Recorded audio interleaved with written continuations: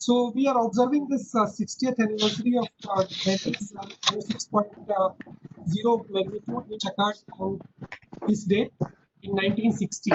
So Delhi is facing a lot of seismic activity of late, and you know that in the history, if you see, there are several significant earthquakes which had impacted Delhi as well. And we are utilizing today's opportunity to observe this anniversary of this earthquake to discuss about building earthquake resilience in urban context. So this is the issue which we are going to discuss over next few hours. And you know that urban resilience is the buzzword of late, where we are talking a lot about climate resilient cities and all these things. But very little discussion is revolving around earthquake resilience. And you see that earthquakes are really big challenge. And when a big earthquake is striking in urban areas like Delhi, Mumbai, Kolkata, or those smaller capital cities in northeast or say Srinagar or Dehradun, so it's really going to be quite devastating. And what we have observed in the past, say in Bhuj earthquake, it was really a big challenge to revive the system. So urban resilience basically is the capacity of individual communities, institutions, business, and systems within the city to survive, adapt, and grow, no matter what kind of disaster or hazards it's going to face. So this is basically the building the capacity of the city to bounce back uh, almost every sphere of development or life of the city. So what to do for this?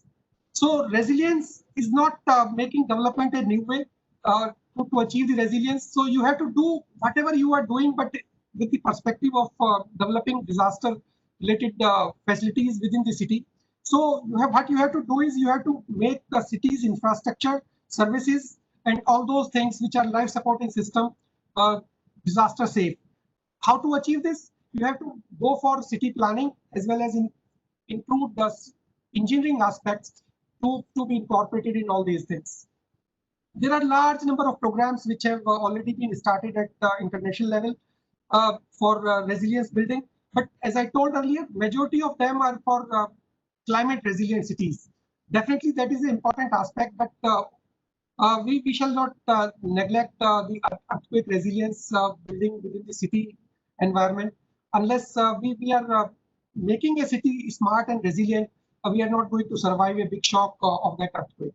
So we have to do this. So a resilient city, what is a resilient city? A resilient city is one that has developed all those capacities over a period of time to bounce back, to cope up, to absorb those shocks. So we have to develop all those capacities within our system.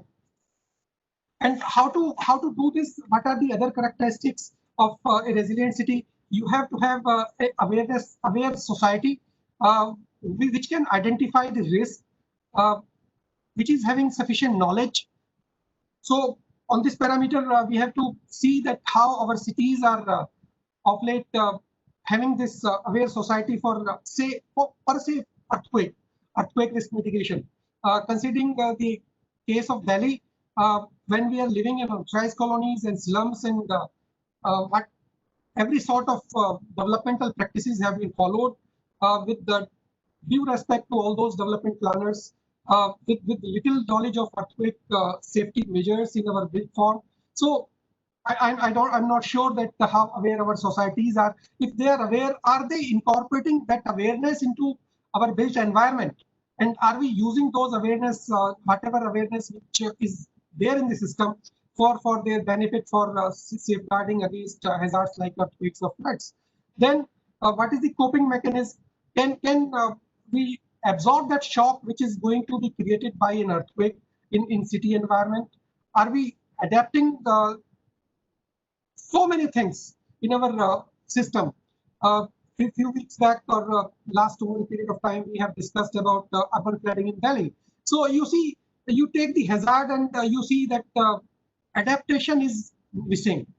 So knowledge is there, people are keen as well, system is there, but are we making our system conducive to absorb those shocks? So this is a big challenge, and ultimately what we have to do is we have to transform the system so that policies, investments, and everything should go for making our system disaster safe or disaster resilient environment, built environment basically.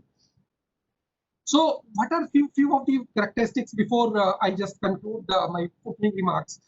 It should be city should be efficient. City should be or urban environment should be efficient, diverse, redundant. Redundancy we have to create almost every sphere of development, like say communication, say power. These are the essential services over which we have over dependence over the time. I don't know how we have to cope up in case of big earthquake destroying our communication network, and the system which has evolved over a period of time. We have developed those transmission towers, transmission towers in unauthorized colonies over unauthorized houses. So this is a big challenge. We have to develop that redundancy for not only for communication but power, for water supply, for sanitation, for every sphere of life. Then we have to develop physical and social connectivity. We have to think about those aspects as well. Then we have to develop the system flexible to absorb all those shocks. So resilience is a different ball game, and unless we come together, we develop a system where every one of us is dealing with the disaster risk mitigation, we can't achieve this resilience in the urban context. So this is in brief about this. So as far as today's system is today's webinar is concerned, we have planned several discussions today. We are starting with the keynote address by ED NIDM, and then Gehlot sir will talk about the earthquake in Delhi and what the scenario or some impact if same magnitude earthquake is repeating again in the present scenario. So how urban centers are going to cope up with that. Then Professor Mohua Mukherjee is going to posing the challenge of developing urban resilience in the current scenario.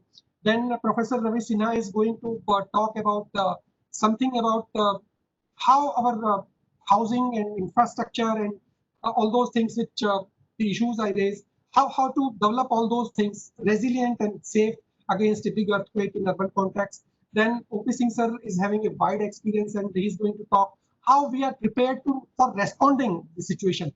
Suppose we develop a robust system, but definitely there is a need for effective response in the system. So we are going to talk about our level of preparedness, and O.P. Singh sir is one of the major stakeholder in shaping up the response capacity at national level. So he's going to talk about that. So with this brief introduction, now I request our Executive Director, Major General Manoj Kumar Bindal sir, to give a keynote address. So just in brief, let me introduce Bindal sir as well. He is commissioned into the Corps of Army Air Defense in December 1955. So he's a senior professional working with this, and we are definitely benefiting with his wide range of experience and all this, his experience and his professionalism, and he's shaping, as Ravi Sinha sir was mentioning in the beginning, giving a definite direction to NIDM, and we are definitely moving leaps and bounds in achieving our targets and goals. So he's an alumnus of the National Defense Academy. Mr. Bindal is basically a graduate of the Defense Services Staff College and has attended the prestigious High Command course at the Army War College as well. So I'm not talking much about Bindal Saab. Many of you are already aware about him. So Bindal Saab is having international experience as well. So he served United Nations Peacekeeping Mission in Mozambique and served as the Director Center for United Nations Peacekeeping in New Delhi as well. So with this brief introduction, I request Major General Manoj Kumar Bindal, AD sir, to give his opening as well as keynote address. Sir. Thank you, Dr. Amir Ali Khan. First of all, congratulations for holding this webinar on earthquake-related issues on the 60th anniversary of the 6.0 Delhi earthquake of August 27, 1960. I heartily welcome Sri O.P. Singh ji, former DG NDRF and UP Police, Professor Ravi Sinha, Professor Mahua Mukherjee, and Dr. Vineet Gehlawat to this forum, and all the esteemed and all the participants who have joined together to learn from each other and to listen to the eminent experts on relevant issues. We are aware that the August 27, 1960 earthquake, the epicenter was somewhere near Delhi and Gurgaon, so more towards the cantonment area. Initially, it was designated as a 6.0, but later it was uh, scaled down to 4.8 magnitude, and the tremors were felt all across Rajasthan also. Large number of buildings, including Red Fort, Rashtrapati Bhavan, they developed hairline cracks and many other things. Even though the deaths were less, I think it was just about 3 deaths. That too, one or two of them who leaped out of a tall building. Injuries were quite a lot, about 100 plus, due to the falling debris. But that was an earthquake which was instrumental in bringing an earthquake resilience, earthquake resistant structure mentality into the policymakers. Because over the period we have seen that rapid urbanization has been one of the most prominent features worldwide in the post-industrial evolution, where most of the, it is estimated by 2050, more than 70% of the population will be living in urban areas. Uh, as on today, it is just about 31.2% population. But if that is the rate of increase, will be the rate of urbanization. That will be the rate of uh, construction and associated accessories and other facilities that will come for every resident who will migrate to urban areas. And in the urban areas too, the metro cities attract the maximum attention. Maximum migrant population comes there. So there is an unprecedented growth in these areas. So excessive urbanization of metros, it has resulted in greatly increased vulnerability of major disasters, both natural and human induced. And even natural disasters have different ramifications when they occur in urban areas due to high population of the density. So added to this is the dangers of fires, buildings collapse. So vulnerability of urban areas requires new dimensions. And in that, when we add the earthquake, for which we are not prepared as of today, it is a totally different ballgame. Uh, this particular city, Delhi, we are talking about since today, it is to mark that anniversary. It's a home to over 14 million people, one of the oldest inhabited cities in the world. It is situated next to a river, and it is threatened by earthquake generated by tectonic collisions of India and Asia. This area contains an amalgam of buildings, old and new, illegally built and well designed. Also, some and humble brick houses, gleaming new high rises. So it's a total mix of different type of architecture, different types of construction. Not all of them are earthquake resistance. Most of them are vulnerable to earthquake damage. So this earthquake risk of Delhi is growing significantly. But there is hope of reversing this trend, and that is what we are going to discuss today. Uh, Delhi already falls in the seismic zone 4, where 5 is the highest. And uh, uh, considering many day-to-day problems of Delhi, traffic, environmental pollution, water, power shortage, so this seismic risk has not drawn that attention that it deserves. Uh, the seismic risk has not drawn the attention that it deserves. And that is why the need is to hold such webinars on earthquake resilience, urban resilience, resilient infrastructure, time and again to drive home this uh, issue that most death and destruction in an earthquake are caused by collapse of man-made construction and not by the secondary effect of the earthquake. Since the mankind we have known, we cannot predict earthquake. There is no science developed as on today which can predict an earthquake except to give a few seconds of warning, which is not enough. So the only option that we have is to build houses and other facilities to survive the earthquake. So the engineers, they play a very major role in ensuring that new constructions are earthquake resistant. So today itself on this forum, we have IIT professors who will be speaking to us. And they also have to ensure that the existing structures are retrofitted so that they can withstand earthquake shaking as per the original construction. So the first code of practice for earthquake design was developed in India in early 1930s after the 1935 after that Quetta earthquake. So Bureau of Indian Standards developed its first code on seismic design in 1962. That was after the 1935 Quetta earthquake. So building codes, BIS codes are existing in India since early time, but there is no legal framework that ensures that all constructions must implement seismic code provision. And that is the result that most buildings may not meet the coding requirements of seismic resistance. And so this governance issue of implementing the BIS codes is a major gap in our uh, routine work, and that needs to be addressed.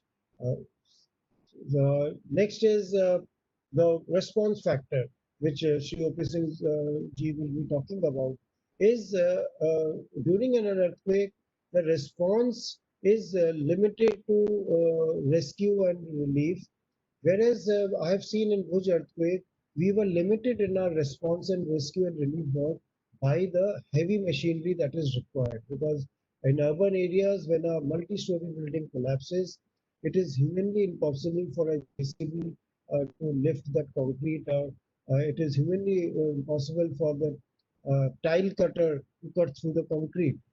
For that, you require specialized heavy machinery which needs to be provisioned, which needs to be made available so that a lot of lives can be saved. We could not save many lives in Burj because we didn't have those 50-ton cranes or 30-ton cranes who could lift that whole slab of the roof because the building was made so well that the slab could not be broken. And we could save the lives underneath. So, and the tremors, which aftershocks, which came further compounded that effort. So this provision of heavy machinery is a major shortfall in the response network. It is also required for clearing pathways to reach the locations for evacuation. So we will hear more on this from Shri O.P. Singh ji as it when he speaks. So to sum up, I will say that the economic impacts, political implications, the loss to the population and to the country is huge during if an earthquake hits a metro city of any country, and especially Delhi in particular, being the capital of the country. And so we must ensure that all the new constructions are earthquake resistant, and audit needs to be carried out to identify most vulnerable buildings, and the critical ones should be retrofitted without any loss of time. So with this, I will finish my opening address for the timing, and I'm keen to hear the speakers when they will be speaking in their own turn. I once again welcome all the participants and all the esteemed panelists who have joined for today's webinar. Thank you, and over to you, Dr. Amir. Thank you so much, sir, for nice opening remarks. Definitely, it's a different ball game, and all stakeholders has to play their role in making cities resilient for earthquake risk. So, thank you so much, sir. So, for giving this opening remarks. Now, we are moving ahead and requesting Dr. Vineet Gehlot, sir, for his discussion point on M6.0 Delhi earthquake of August 27, 1960, description of damage pattern and similar things. So before I hand over to Vineet sir, brief introduction of Dr. Vineet Gehlot sir. Gehlot sir is currently working as scientist with the NGRI, but he's basically an alumni of IIT Roorkee, uh, used to be University of Roorkee at that time. So he earned his MTech and PhD degrees from University of Roorkee way back in 1989 and 1995. Uh, as I told, he's currently with the NGRI, but before that, he has served the Department of Science and Technology uh, for quite some time. And before that, he was a faculty with the Department of Earthquake Engineering at IIT Roorkee as well. So he's having a very illustrious career, and he has been awarded various uh, awards as well. A few of them are INSA Young Scientist Award in 1997, CSIR Young Scientist Award 2001, and MS Krishna Gold Medal by IGU. So, Yellow Sir is having a wide range of interest, but his main interest is into developing he's basically focusing on seismology, and he was instrumental in developing seismological network in Andaman and Nicobar Island. So this is in brief about Galot sir, and with this brief introduction, I request Galot sir to take over, and you have around 15 minutes, sir, for your discussion, and then we will see how we have any questions or some reactions from the participants. It's your turn now. Thank you, sir. Thank you, Amir Ali sir. Such a generous introduction, and it's fantastic the introduction which Major General Bingal has already given. So he has covered quite a lot of points. So I'll be adding a little bit here and there, whatever he has said. So when it comes to building an earthquake resilient city or buildings, the first thing which should come to anybody's mind is to characterize the earthquake. So, there's something which we keep saying, that know your land. So what do we know about earthquakes which have occurred in this region? How do they occur? Where are those structures on which these earthquakes occur? So in case of Delhi, we should know where are those faults on which these earthquakes occur. We need to know what is the process involved in it. We need to characterize them in terms of their depth, in terms of their magnitude. When it comes to magnitude, what I'm saying is we need to know like how big an earthquake could be, or what is the historical record of earthquake in that region. How big historically, what is the maximum size of earthquake, maximum credible earthquake, what we call, what was the maximum credible earthquake in this region in last, whatever recorded history, whatever we have recorded, or instrument history, whatever we have. So we need to know the history. We need to know the to the process, the seismogenesis of these earthquakes, the process which produces these earthquakes, and then we need to know like how big a future earthquake can be in this region. So so that these are the basic points on which any earthquake resilient city can be idea of the earthquake resilient city can come up. So let's start with the earthquake which occurred almost like 1960. It's 60 years now. On the same day at about 4 p.m. in the afternoon. So initially, the magnitude of this earthquake was given as magnitude 6. There was no observatory in Delhi, I suppose, in that time. So the magnitude of this earthquake was assigned as 6, and the epicenter or a hypocenter was fixed somewhere close to Palwal. The depth was considered as 58 kilometers, which is considerably a deeper earthquake in that sense. But then there was a new study which came out which suggested that this earthquake occurred somewhere close to Jhajjar in Haryana, and the magnitude was downgraded to 5.8. But then there is a recent study which is quite remarkable and which is quite, I would say, authentic, is that there was in which all the historical recordings of this earthquake by IMD at the time were used to re-estimate the magnitude of this earthquake. They recalibrated the magnitude of this earthquake, they considered all the previous earthquake. And they reassigned a magnitude of 4.8 for this earthquake. So, so I would suggest to change the title of this webinar as magnitude 4.8, Delhi Kent earthquake. Of course, as Major Bindal said, that there were 2 or 3 fatalities which occurred because of this earthquake. This earthquake was mainly, the recent study which suggested, and if you look at the paper by Singh in which this magnitude was revised, if you look at the maximum damage which occurred, this was in Delhi Camp, Gurgaon, South Delhi, that area. So that's where this earthquake occurred, and they suggested that they could not estimate the depth of this very precisely, but nevertheless they said that it's about 15 kilometers or less than 15 kilometers. So it was not as deep as 58 kilometers, because 58 kilometers is certainly unusual. Right? You are taking the earthquake to mantle, and then it's a different process which is going to be involved in the whole in the earthquake. So that's about this 4.8 magnitude earthquake of 1960. But then this region or Delhi region has seen many earthquakes in the past.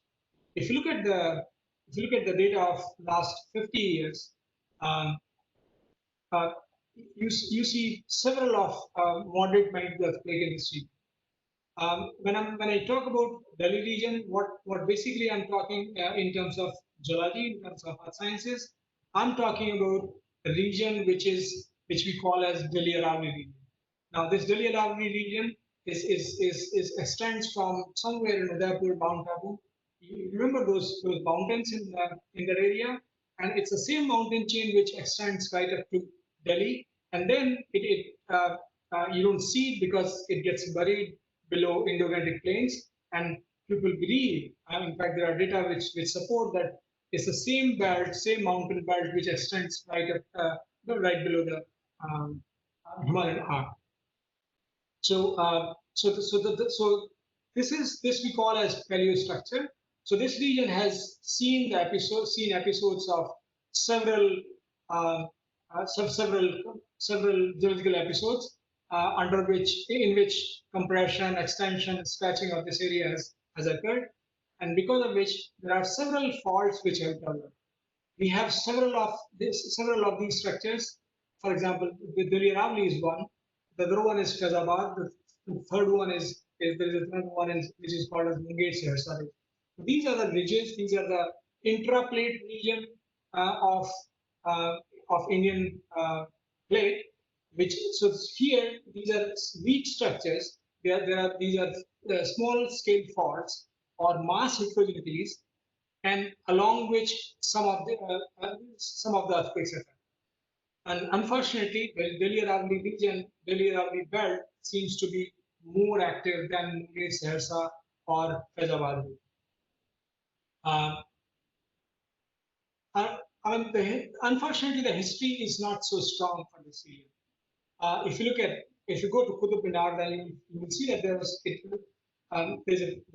a description there that Qutub Minar was damaged during 1803 earthquake which occurred somewhere in Delhi. The earthquake did not occur in Delhi. The earthquake occurred somewhere in Uttarakhand, close to Devrayag and Srinagar area. But then that earthquake shook Delhi so bad that it caused damage to Qutub Minar, which is almost like 700 old structure. In fact, there was another earthquake. There's another mention in several records that there was another earthquake in 1720 in Delhi region, and Delhi, especially the Kashmiri Gate area and that close to that area, suffered a lot of damage because of this earthquake. But then there are people who say that this earthquake actually did not occur in Delhi, and it occurred somewhere again in the Walkumaw region. And like the way 1803 earthquake shook Delhi badly, similarly 1720 earthquake shook Delhi badly, and that's why Delhi the same Delhi. But we still don't have a good idea about 1720 earthquake where exactly it occurred. So we still believe that probably it occurred in Delhi region. So that's all about earthquakes which occur in Delhi region. They're not very shallow earthquakes. These are the earthquakes that are at 15 20 kilometer depth. Um, uh, the biggest earthquake which has occurred in this region is probably magnitude 6 earthquake. Um, Again, but the problem lies with the magnitude estimation. We saw it very clearly in case of 1960 earthquake. Um, um, when I say that Delhi Aravali, that means I'm talking about starting from Mount Abu right up to Delhi region. So that there have been few earthquakes in Mount Abu region, uh, which are of moderate magnitude, going up to 5.5 magnitude. In fact, there was another mention of an earthquake close to Muradabad in 1966, but we believe that 1966 earthquake has nothing to do with the Delhi Aravali belt, what we are talking about. The process of 1966 earthquake is sort of different from the earthquakes which have occurred in Delhi Aravali region. Well, these are typical intraplate earthquakes. Intraplate earthquakes, that means these earthquakes occur within Indian plate. They are not interplate earthquakes. When I'm saying interplate, that means I'm talking about earthquakes which occur on the contact surface between the two plates. For example, the Himalayan arc, Indo-Burmese arc, or the Andaman Sumatra arc.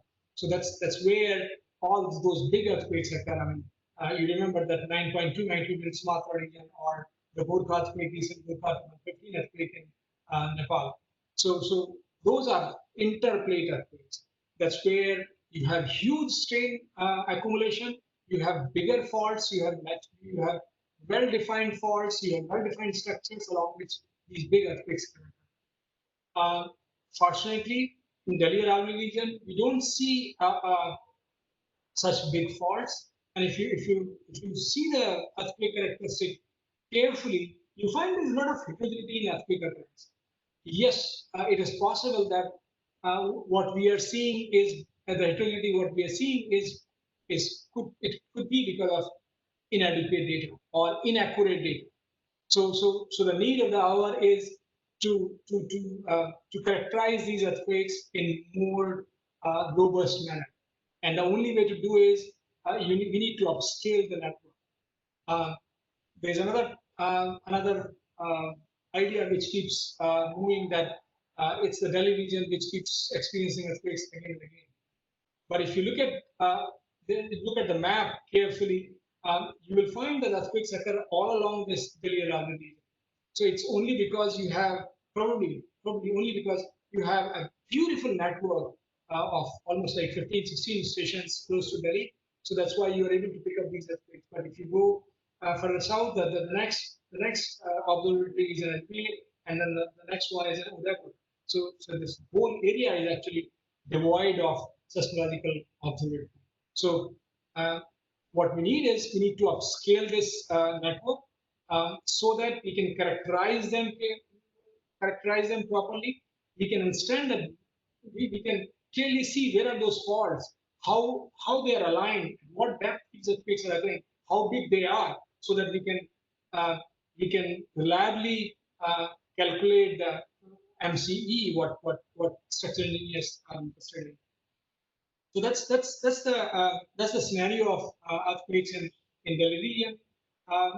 There's another thought which people keep saying that, look, Delhi has got a threat from two regions. One is the earthquakes which occur in Delhi Aravali region itself, and then there are earthquakes which occur in Himalayan.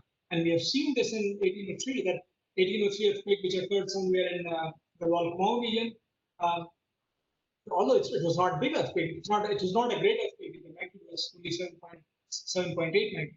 But then, I'm sorry, the 1803 earthquake 7.6 or 7.5 magnitude, which occurred somewhere in Deoprayag and Srinagar area. So earthquake was not a great earthquake, and it did not. The rupture did not come close to the main frontal thrust or the Himalayan front. Uh, uh, but even then, it caused a lot of damage in the region. We're not sure about 1720, so I'll not talk about whether the 1720 earthquake occurred in Himalayan region, but it is quite possible. So the other thread, what people keep talking is keep saying is that the big earthquake in Garhwal Kumaon, which is the nearest region in case of Delhi, and if a big earthquake occurs there, then it can cause damage to Delhi and other cities in Indo-Gangetic Plain, for example, Kanpur, for example, Banaras, for example, Lucknow. So in that sense, the seismic threat what we have in Delhi is from earthquakes which occur within Delhi surrounding region. Fortunately, so far, although we're certainly not 100% sure about it, but it looks like they're all moderate to strong magnitude earthquake, not even strong magnitude earthquake. So they are generally moderate magnitude earthquake, but please look at the population density of the region, look at the structures which are structure built up in the region.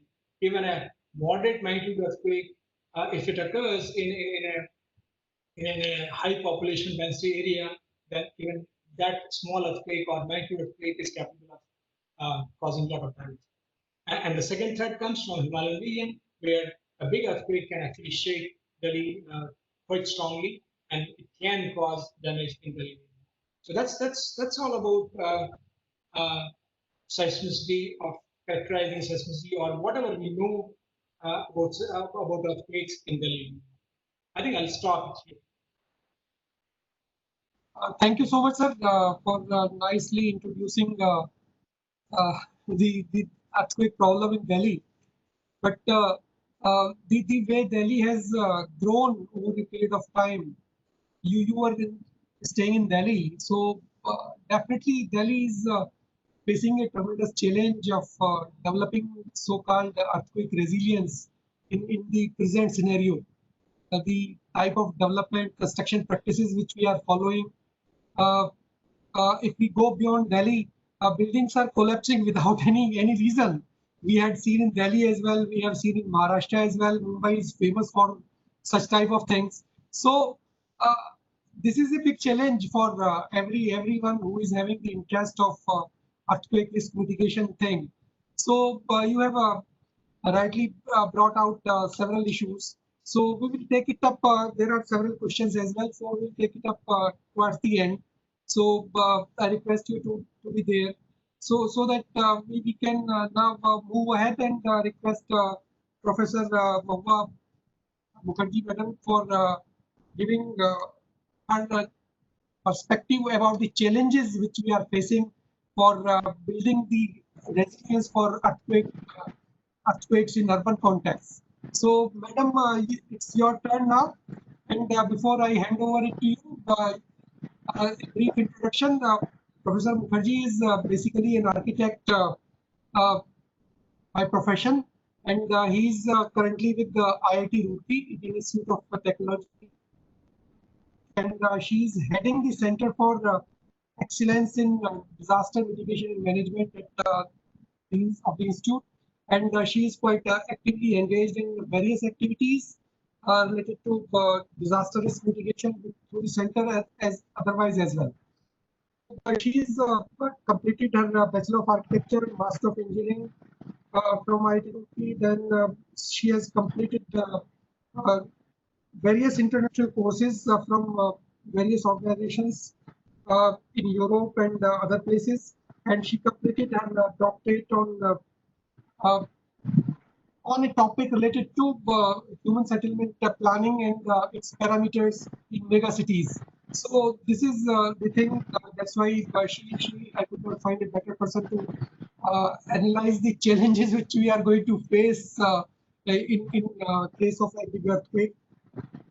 In addition, before joining IIT Roorkee, she has already served various other institutes as well, like Birla Institute of Technology, Mesra, and Jadavpur University.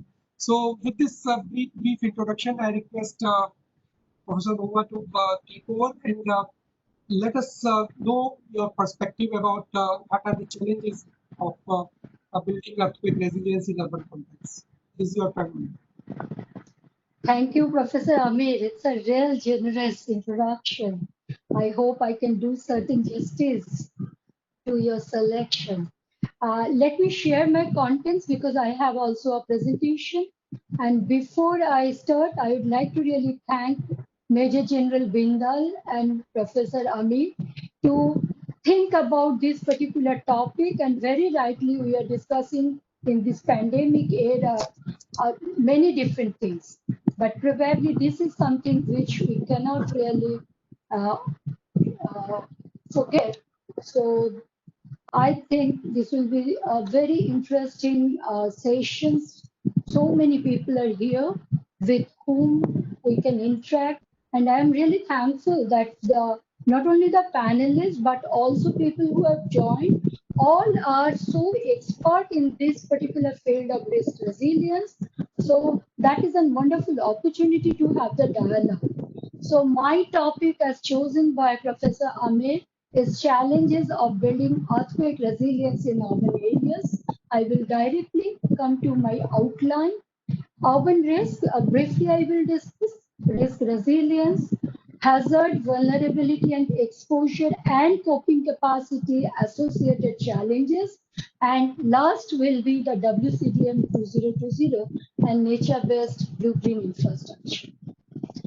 So first thing first, as yes, I come from Kolkata, but right now I am in Roorkee for long. So you can say I have experience of both the skills, and what we see that urban risks are actually having multi phases. It can be the flood, it can be the summer heat, it can be the pollution, it can be the traffic jam. But today we are discussing something else. We are discussing especially the cases where engineered buildings also fail, not only the non-engineered building fail. So we have seen that type of devastation, and it didn't only happen in India. There are many different countries which is having this problem with seismicity, and we see many different type of failures. And we see the pounding, we see the liquefaction, the building is getting tilted, and definitely the parts are being collapsing. Those are the things. And that is the beauty of this earthquake resilience, that every time there is any incident, every country, depending on their resource and level of knowledge, they have added further, they have analyzed, and they have improved. That's the best part of this earthquake resilience. Before coming into the earthquake resilience, the core subject, I would like to really briefly discuss few of these aspects, because when we discuss about the risk, we cannot forget the terms hazard, exposure, vulnerability, with whom risk is directly proportional. That means hazard is more, your risk is more. Vulnerability is more, your risk is more. But there is another parameter, that is the coping capacity, which is inversely proportional. So probably you will see that most of our target right now in the coping capacity side as well, very strong attention is coming. And we cannot discuss about the hazard only. From the beginning only, Major General Bindal talked about it, Amit talked about it, Dr. Gehlot also talked about it. It's not only one particular hazard. So when we talk about urban areas, it's not only urban, even the regional, even the villages, multi-hazard, wherever you are putting your people, wherever you are putting your infrastructure, multi-hazard is the parameter against which the scientists, the hazard scientists, they work. Vulnerability, I will come into that again. Primarily, there are 5 pillars for vulnerability. That is sorry, social, economic, environmental, governance, and physical built environment. Economic vulnerability is the most imminent one because it's having the most visibility, prominent visibility. But we cannot forget the social, environmental, even the governance side. And physical built environment is probably the most important one under the today's discussion theme, that is the earthquake resilience. Exposure, I will come to that again. Land use, land cover, regulation, implementation. These are certain ways we try to mitigate this exposure part, and then the capacity building. Now, after from 2005 to 2015, we have seen many changes in the thinking process of the disaster managers. Now we are not talking about only the disaster management, we are also talking about the risk reduction. So equally important it became that disaster preparedness. Risk analysis, identifying the risk, preparedness, early warning, they are also equally important, like that emergency relief and reconstruction. And more we invest in this part of the cycle, less we have to actually invest in this part, because we will be better prepared whenever next event will happen. Our emergency relief requirement will go down, our reconstruction will be much better, and it will be planned because already our preparedness planning, resilience planning has taken care of that, where that reconstruction will happen, what are the materials, what are the construction processes. So that's the way this circle will try to close itself. It will not keep on spiraling out. Gradually, it will come improving. And we can see the different group of people, different people's group, they think about this urban risk in a different way. Hazard here in this particular global risk index, which you see from the World Bank, they talk about the frequency and the severity, exposure, population, and GDP, because it's a World Bank lens. So it depends on which lens we are using. You being at NIDM, you have a different lens. I am at an institute, academic institute, my lens is different. So exposure, they look at the population and GDP, vulnerability, mortality estimation and damage estimation, and loss calculation. And this loss calculation also offer many different parts. You people are the esteemed partner into it, so I need not to really explain it. That particular thing, that risk factor is actually having a function of age, exposure, vulnerability, and coping capacity. A very small example I would like to bring from the outer part of Delhi. That is when we have to come to Delhi, we have to cross these areas, Noida, and Noida is really facing problems because Noida Bank is actually going through the sand mining a lot, illegal, but it is going on, and that actually not helping the river, because river is a natural process oriented element. It is having lots of its own ecosystem activities, and those things are getting disturbed.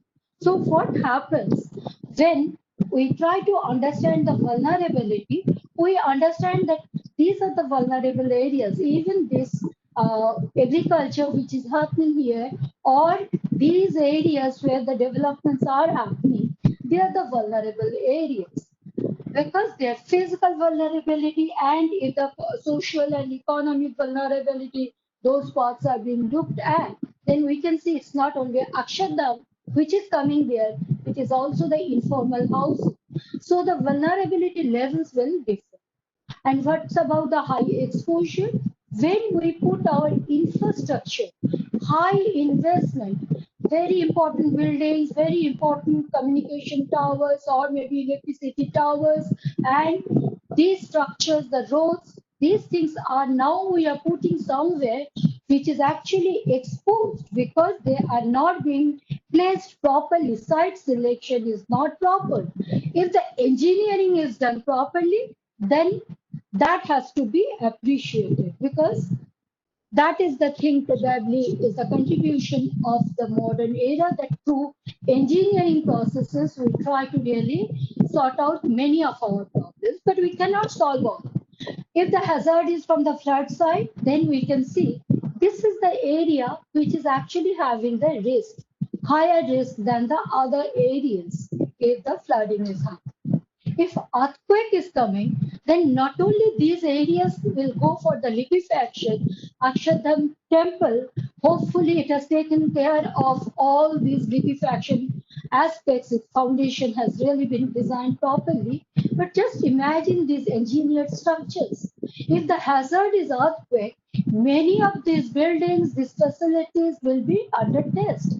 Where they are under the high exposure, the risk is more, but the risk is maximum when the vulnerability and exposure both are being playing at the same place physically, as well as the infrastructure and people are there.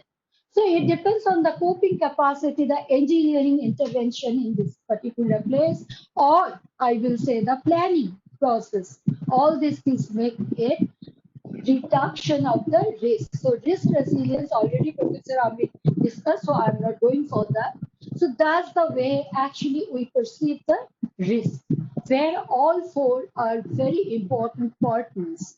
You need to understand which one you can tweak, which one you can work from your own expert fields. What we have seen in the earthquake hazard past experiences, that not only we lost the lives, we lost properties, and we also lost very important lifeline infrastructures. And as I told you already, it's a multi-hazard scenario. During this COVID pandemic scenario, Croatia on 22nd in Zagreb, they actually had a very important, like a very, very influential, impacting earthquake. And that damaged their hospital buildings. And actually 15 or 19 patients who are the COVID-19 patients, they had to be evacuated. So these are the multi-hazards which brings sequential or cascading risk as well. And all of us already, we are quite aware about, forget about this pandemic era, in normal also, earthquake can bring that landslide, it can bring the tsunami. So many, fire is also a common cascading secondary problem out of this earthquake. Many a times these secondary hazards become the more impactful than the primary one. So we have to also think about this multi-hazard scenario. And we have the hazard science has really improved a lot. Indian hazard science improvement is at par with any standard global initiatives. We have seismic hazard microsonation maps. We have the landscape. For tsunami also, we have done so many things. We have the zonal regulations. But we are so poor in implementation, so poor in following them. How many local bodies can claim, yes, they have taken care of this microzonation information, which is so important for them to make the next master plan? That is compulsory. It has to come into our codes, building bylaws, because these are the information, these are the knowledges, which is very recent and modern, that has to get integrated and applied. So that is a major challenge, I will say, from the hazard part. Then I would like to come for the vulnerability assessment. All the definitions, whatever I have used here, that is from UNDR. I would only like to talk about two things here. That is this, you can just see the vulnerability comes like this, that loss of access, redundancy. Someone was talking, probably Professor Amir was talking about it. You have to have the redundancy plan if it is a very important hospital building, so that the people can be evacuated, ambulance can reach, police vehicles can reach. So those are the redundancy plan you have to think about when this earthquake scenario you generate. And obviously the architects are having many significant role, because it starts with the building design itself.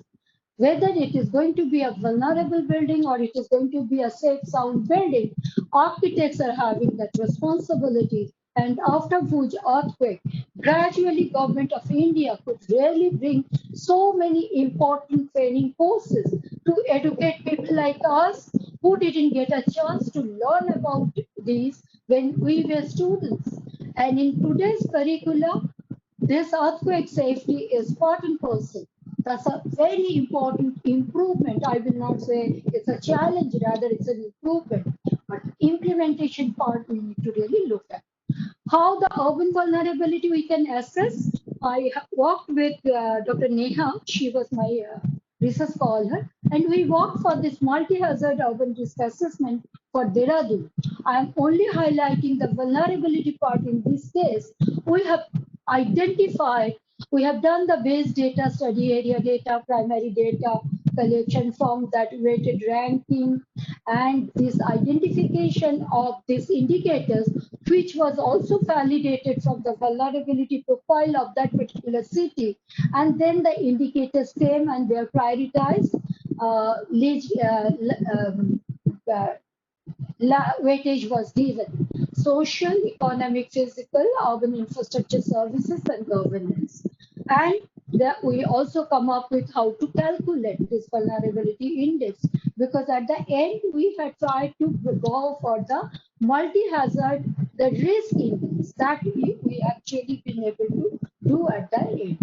And I would like to highlight, as it is an earthquake related discussion, that let's come for this housing vulnerability index, which and the infrastructure one. We took them separately because they are very important for cities like Dehradun, which is in zone 4, and that is very important. So we have identified the parameters not only from literature but also from the context of the city. Now I come for the next part, that is the, I hope you can see my full slide, that is the exposure. And in this exposure, again, UNDR had 2020 definition. Very recently, they have updated that. Exposure is situation of people, infrastructure, housing, production capacities, and other tangible human assets located in hazard-prone zones. I was showing that in my previous slide as well. So what are the challenges? Major challenge is non-integration and non-compliance of land use land cover mapping. How first? Why Kerala is facing this problem consecutive 3 years of their landslide, or because that is related to their flood, because their land use land cover has changed enormously and dangerous. We don't really incorporate, I already talked about it, the microzonation maps, but that has to be part and parcel for any approval process, whether it is a small building, whether it is a large complex. Resilience planning, integration in master plans. Master plans are being done only for the development. But do you think we can really develop sustainably if we really omit a very important parameter, that is the risk? Until and unless we consider that parameter, we will continuously keep on putting our development infrastructure buildings, and every time it will have certain different intensity of damages, again we will redo the thing. So we are not going to actually then adhere to Sendai framework's last one, build back better. So for building back better, we need to have a proper resilience planning which talks about risk. And it's not only disaster risk, multi-hazard, it is also the climate change risk, everything together. Regulation and code provision, as I told you, earthquake is one of the most advanced probably in the hazard science, where so many revisions has come.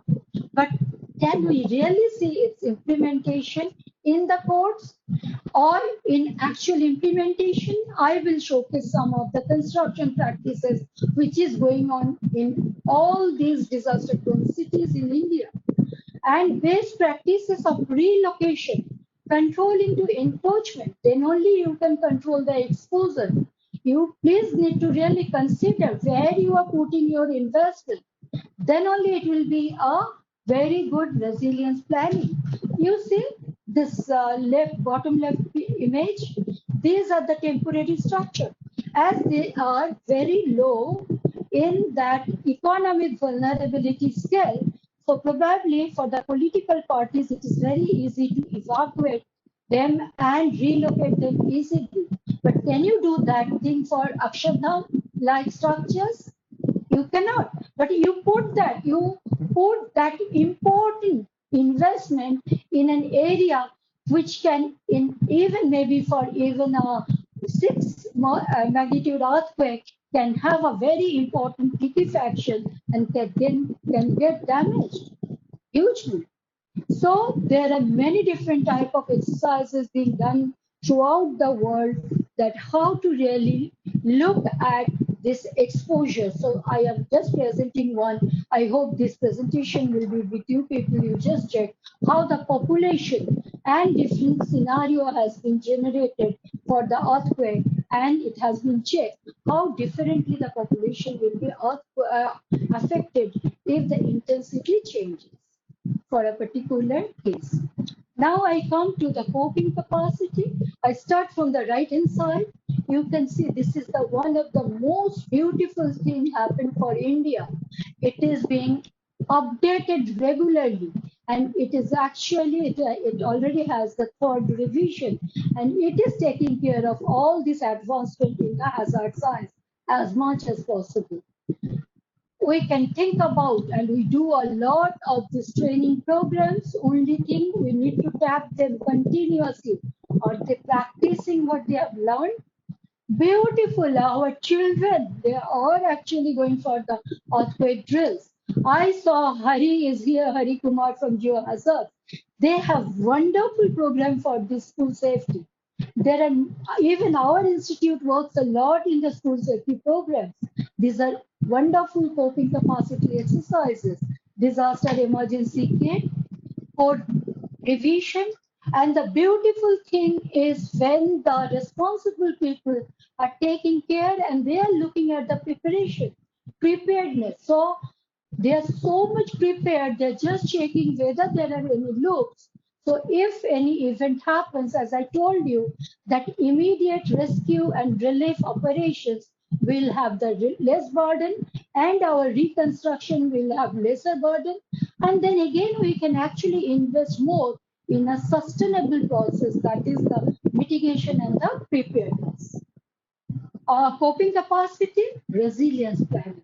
And that resilience planning we cannot do in our studios, in our offices, in our expert groups alone. It is a resilience planning for a community.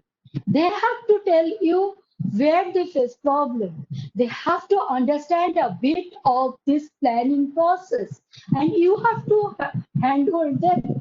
You are the experts, you have to do that. I actually attended the GADRI, the Kyoto, the DPRI conference once, and CGDEN, Colombian NGO, they had actually come up with the 3D modeling, which we do a lot in our architectural studio, because they felt instead of this 2D planning, a 3D planning helps people a lot to understand, because they are not trained like you and me to understand the plan, to understand the changes, to understand where it is happening, that flood prone area, if the earthquake is happening, what it means, that microzonation plan, all those things they are not trained of.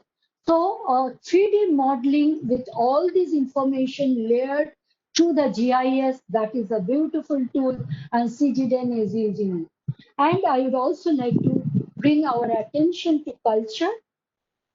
This is from Iran, because Iran has a regular issue with earthquake culture through their drama, oral traditions, folklore, traditional buildings. So many ways they bring that. Here we Indians, one thing we have done comfortably, we are forgetting our traditional strength. I do agree that traditional system construction practices I cannot practice as it is in today's urban context. But why we should not really try to understand with our this advanced knowledge body that what to be brought in, and to forget Gita's that particular idea that, oh, we are destined for it. No, Gita has also said so many other things. Why don't we believe in other things and we forget this particular thing, that we are not destined? Our coping capacity, our preparedness, our mitigation approaches, all these things can really change the dimension of the impact risk. Early warning system, Major General Bindal sir already talked about it. Yes, it's very true. IIT Roorkee, my center, is having this earthquake early warning lab, and we are really working on those seconds only. But I feel even those seconds, let's say it is the Tehri Dam issue or something happening in Himalaya, because our sensors in the Uttarakhand Himalaya zone, your Delhi will get at least 22 seconds, and that is so good for you people, because that 22 seconds for a disaster manager means a lot. Mental preparation, mental planning will start, and you can actually, when it will reach you, that intensity and that impact, you are not unprepared. You have already started doing this. So maybe initially it is the only 7 seconds to 17 seconds, only in that range, and that is also the global range. But hopefully this early warning system in the earthquake will help a lot. Here, another thing, though I have not mentioned here, that I would also like to mention, that seismic switches. That is also a beautiful facility which we can use in our mitigation.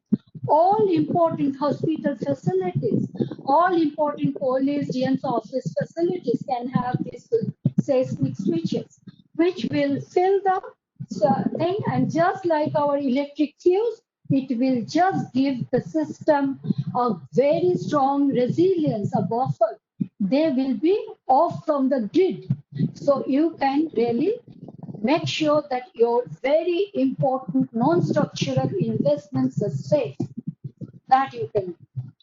Now I would like to come for my last part almost, that the construction quality. And here I think all of us, whether I am an user, consumer, or I am actually a professional, whatever is my role, every one of us, we can take the role, we can take the responsibility, and we can take the blame also. Can you see the structural elements? And we are teaching, we have been taught that joints are so important where the column and beams are meeting. Can you see the stirrups here? Almost non-existence. Forget about the code provision. How come I can expect that earthquake will understand, are, ye to contractor ka paisa banana tha. It will not understand. Nature doesn't understand all these unruly practices. That's the beauty of nature. It bears. It only believes in truth and science. Professor Mahua, we have to conclude it. Okay. And we see that what type of different discontinuity we keep on doing.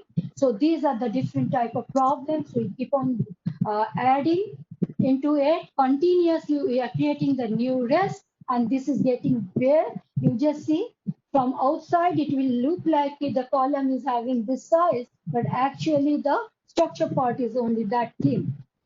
Last part of my, I think the last slide is this WCDM 2020. Professor Ravi Sinha was the coordinator for the last one, 18, and this time it came with IIT Delhi. We are also partner to that.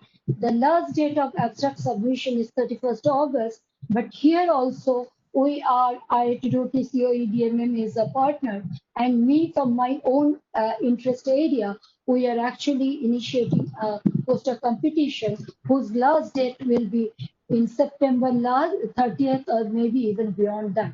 Just give me another 2 minutes to talk about how this nature-centric earthquake risk resilience can work for us. In the response, because if you have these open, active green spaces, that can give you a space to bring the rescued people there, which is safer.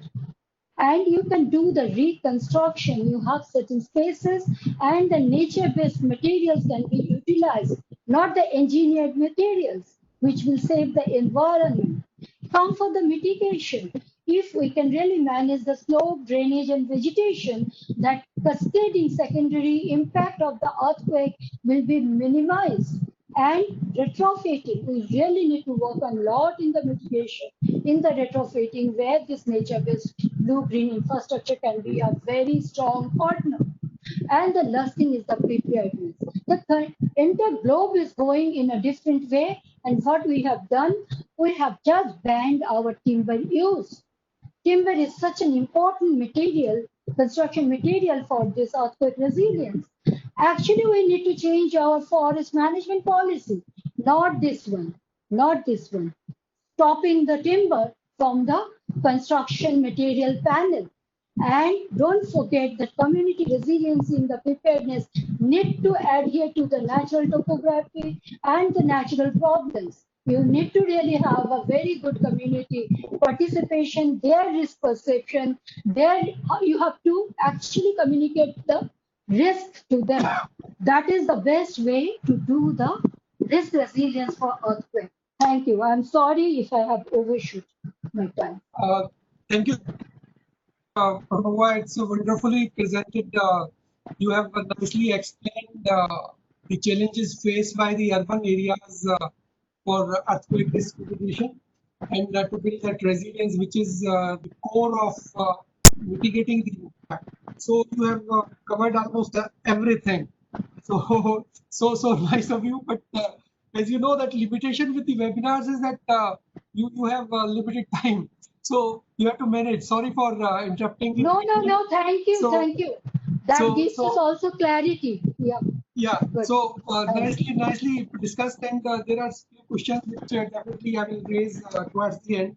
Now we are jumping to Professor Ravi Sinha sir, who is definitely helping us in a big way at NIDM. Almost all divisions are using his services within the institute for one sort of activities, not limited to earthquakes only. So he is uh, helping us in a big way. Thank you so much, sir, for accepting all invitations from the institute. For those who are not familiar with Professor Ravi Sinha sir is working with IIT Bombay, and he's a trained professional in earthquake risk mitigation. He has completed his bachelor's degree from IIT Bombay, then master's as well as PhD degree from USA, and he's having very illustrious career so far, and he has been affiliated to large number of government agencies, including state governments, national government, and international projects. And few of them are he worked with the Gujarat government. He's the advisor on GSDMA, Gujarat State Disaster Management Authority. He worked for the board of earthquakes and mega cities initiatives. It's a long list. He's contributing a lot in the Bureau of Indian Standards. So I can't read out everything. So and then for his contribution in the area of earthquake risk mitigation and his professional areas expertise, professional expertise, he has been awarded various awards and recognitions. He was awarded the Career Award for Young Teachers by AICTE, and then he was having Who's Who in Science and Engineering in '98 from Mortis, and Sir Dorab Tata Technology Scholarship way back for his undergraduate courses and all these things. So Professor Ravi Sinha's interest, as I told, he's a hardcore professional working in earthquake risk mitigation, but his area of interest include dynamics behavior of structure and equipment, development and design of energy absorbing and base isolation techniques and devices, earthquake resistant design and vulnerability evaluation of structures and facilities. These are few of his areas, but as I told, he has contributed tremendously, not only earthquake but urban context as well, and he is one of the pioneers in developing that disaster master plan for Mumbai city, and results are very evident at national level that Mumbai is has already developed a resilient city. So taking a cue from there, sir, I request you to take us through your expertise and your experiences, and touch upon how to build the resilience in housing and infrastructure sector. So this is the core thing which we are looking from you. With this brief introduction, I request Professor Ravi Sinha to take over and take us for around 15-20 minutes. Thank you, sir. Thank you, Amir. I would just like to share a presentation, and hopefully everybody is able to see it. I hope the presentation is visible. Yes.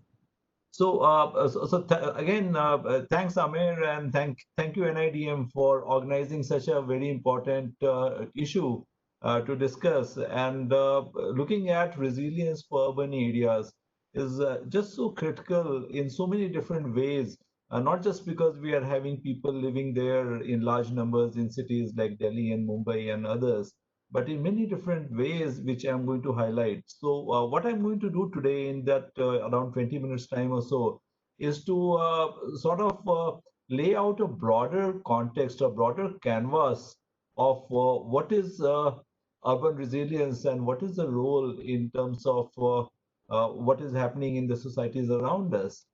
So if we just look at why should we worry about urban context is it's very clear that the fate of cultures, civilizations, and nations are directly linked to the fate of their cities. If we don't have our cities safe, we basically don't have our countries safe. We don't have our civilization safe. I'll just show you some of the cities.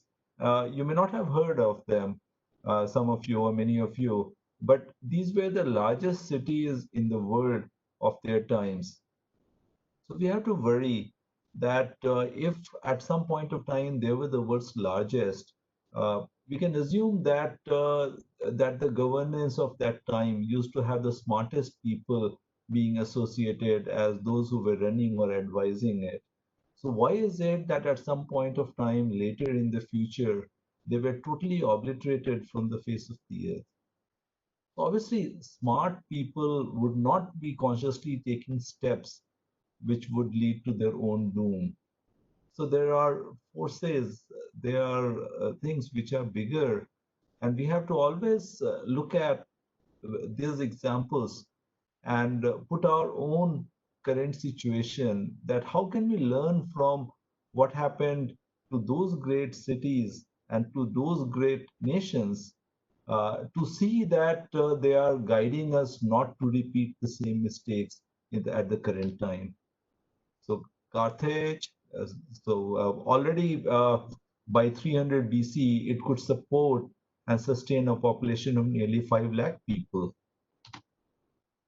Taifeng in China by 1200 AD, I mean, it could support a population of 1 million, 10 lakh people. And today, where are they? They were the attractions of the entire known world at that time, had the smartest people working and advising over there. How come that the world's collective smartness was not enough to save them?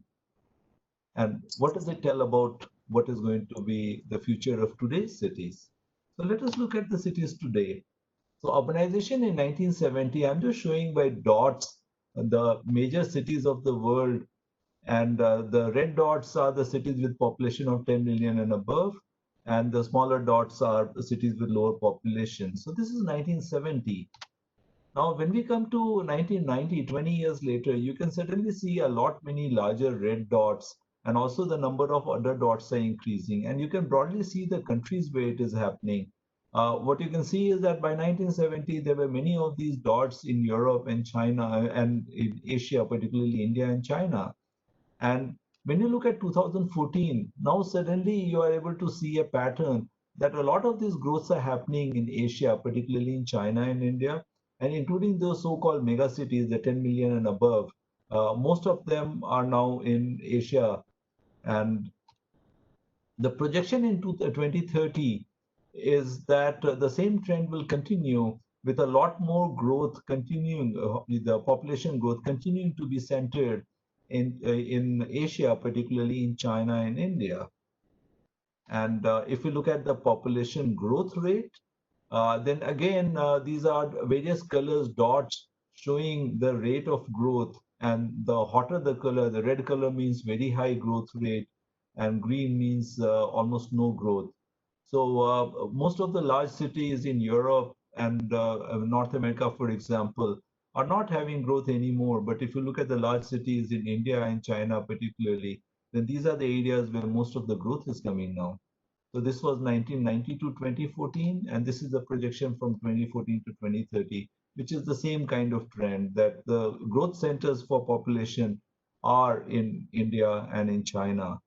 And for us in India, again, this comes to closing the loop, that we are urbanizing rapidly, and the urban areas of the country actually defined the country. And history shows that the best people of their times were not enough to stop or prevent complete obliteration of those nations. So how do we build upon that to ensure that we are drawing the right lessons as we move forward? And that's what I'm going to be highlighting some of the aspects today. So what we are finding is that 2/3 of the world's population will live in cities by 2050, and 90% of that growth in urban population is taking place in Asia and Africa. And several mega cities will emerge, and all of these new mega cities are going to be in developing countries, a lot of them in India.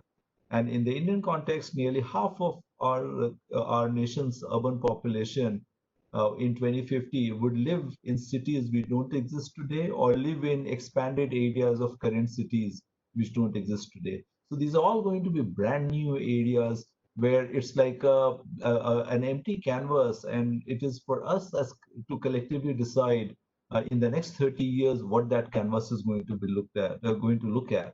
So it means that it is for us to decide that, okay, is it going to be something which is going to herald a new trend? Is it going to be something which is going to be safe and sustainable, or is it going to be something which is business as usual? So large cities generate about 75% of the global GDP. So they're not just large because of the number of people. They are large because they are the jobs over there. It is expected by 2030 or something, about 86% of the worldwide GDP would be emerging from these large cities. Which means that the future of these cities are going to be closely linked to the future of the nations where the cities exist. And also we have to recognize that many large cities and fast-growing economic centers are located in seismic prone areas, particularly in countries like India. So the basic question when it comes to these cities is that, are the cities magnets of job and facilities, and because of that people are coming? Or is it that people are coming and because of that the jobs and other opportunities are coming? So basically, do people follow opportunities or opportunities follow people? And the right answer to these questions actually is linked to the prosperity of the society, the prosperity of the nation. So if people follow opportunities, then it is incumbent for the city to create the opportunities so that they get the right kind of people. And the way the city creates the opportunities is through the quality of infrastructure, through the quality of governance, through providing safety and security, including, of course, disaster resilience and so on. And if cities automatically become opportunities because it has a large number of people, then governance is not that important for urban areas. So the question is that, is governance important or not? That is the key question for the survival of cities. And which basically means that what will be the defining character of the great urban Indian cities, Indian urban cities during the next few decades? Is it going to be cities which created opportunities because of which people are there, or is it that the people are there and because of that some opportunities organically grow in? So the challenges for our cities, a sustainable urbanization will require the cities to generate better income and employment opportunities, quite obviously. Now cities need to safely expand the necessary infrastructure for a variety of things. And safely expand means that taking care of all possible hazards and other parameters, including, of course, seismic safety. So the cities have to ensure safety against natural and man-made hazards. Cities have to ensure access to services, reduce the number of people living in slums and other disadvantaged groups of people, and at the same time also preserve natural assets within the cities and in surrounding areas. So we have to do all of these, and we have seen from history cities which don't do so well. Not only do the cities cease to exist, so do the very nations in which these cities were based. And fortunately, because these lessons have been learned from history again and again, So there are a lot of guidance available to us on what should be our broad approach. And one of the parameters is what is known as sustainable cities framework. So it can be used effectively to adapt to, mitigate, and promote economic, social, and environmental changes. And sustainable development encompasses all these aspects for a city's urban development and healthy development. And sustainable development focuses on triple bottom line. So we cannot say that one is more important than the other. All three are equally important, and they are economic and financial prosperity, social prosperity or social equity, and environmental, including disaster resilience. So, sustainable cities focus on quality of life, focus on control of emissions of greenhouse gases and all, and also focus on resilience. So, as long as we are able to provide equitable and balanced control of all three, we are doing well. If we don't, then problems would be there. Sometimes we realize, quite often we don't realize. The smart cities, which is the Government of India initiative now running for more than 5 years, is actually a very, very important step in this direction, a very positive step by the government, because it focuses on many aspects, including strengthening institutional capacity of the cities. So it is like it provides some money for enhancing physical infrastructure, but the key game changer in the smart cities mission is helping to develop institutional capacity in the cities, and that is just so important. And we should continue forward with that particular program on that particular thrust. So broadly, for cities to become smart, the institutional capacity has to be enhanced, physical infrastructure uh, has to be improved, social infrastructure has to be strengthened, and economic infrastructure has to be again enhanced. And if we do it, then we come to then we come to having our cities becoming sustainable through economic progress, through environmental stewardship, and through social development. And so what I'm trying to say again and again is that all these parameters, whether are so interlinked for the prosperity and survival of urban areas.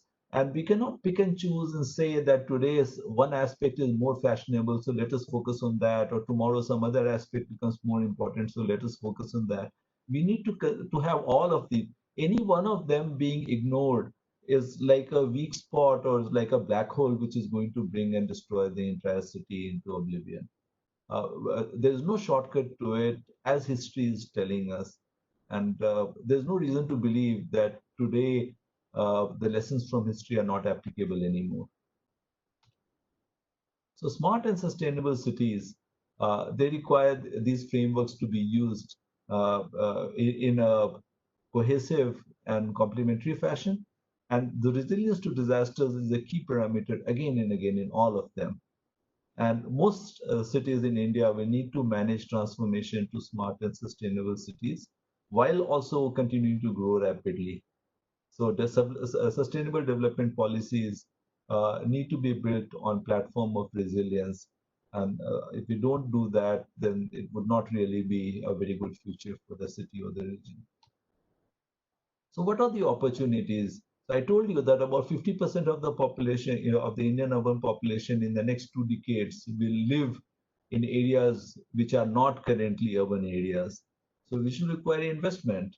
And that is a common parameter, or that is a common expectation from developing countries around the world. And in fact, there is one estimation which says that by the year 2030, the infrastructure investment, just the infrastructure in the urban areas, is going to total about 57 trillion US dollars. And most of the funds would be from the non-government funds. So most of the funds are actually going to be people's funds, borrowing from current assets, borrowing from future growth. And they would be through banks, the financial institutions, by bonds issued by various government bodies and so on. And to put it in context, the investment in the next 20 to 25 years required in urban infrastructure would be more than the total investment made in all the urban infrastructure which exists all over the world today. So, so what it means is that it's a huge opportunity to do the things right. And if we don't do it, it's also a huge liability and vulnerability which we are going to build up. And development of disaster resilient infrastructure would be the most critical factor in this entire approach. So if I can summarize, so today's rapid urban growth trajectory has no historical precedence, but what happens after the growth and becoming the world's largest has a lot of historical precedence. And the key point is that we need to make sure that as we grow, safe and sustainable cities should be our primary focus. And urban growth has to be managed while enhancing economic opportunities and resilience, and also reducing environmental degradation. The only option is to adopt innovative solutions that incorporate the paradigms of smart and sustainable cities. And disaster risk management in urban areas has to be looked into from this context. In places where I have been involved in urban disaster risk management planning, including in Mumbai, this also has been something which we have considered very, very closely. And lastly, Indian cities present unprecedented opportunities for resilience growth. And it is for us collectively to decide what our path is going to be, while recognizing that the path set today is going to decide the future for the next 100 years or so. If we take the right path, it's a glorious future. If we don't take the right path, history teaches us what's going to happen. Thank you very much. Thank you so much, sir, for a nice and elaborate presentation on making cities resilient and sustainable. Definitely, there are queries coming to my mind as well as from the participants as well, but I'm just stopping myself for a while. And you have rightly gave that example of parish cities. So definitely, we also have some history of similar type in India as well. So if we are not able to control this type of haphazard development, and unless we make our cities, smart mission is going on, smart cities mission, but we have to make it resilient as well. So this is just the one thing which at the moment I want to share with you. So definitely we are going to benefit with your later part discussion as well. So thank you so much, sir, for highlighting all those things. So it's wonderfully covered all aspects of making cities sustainable and disaster resilient, especially for earthquakes and all these things. Thank you so much, sir. So now we are turning to our eminent speaker, Shri O.P. Singh Saab. O.P. Singh Saab is going to talk. Sir, are you there? O.P. Singh, sir?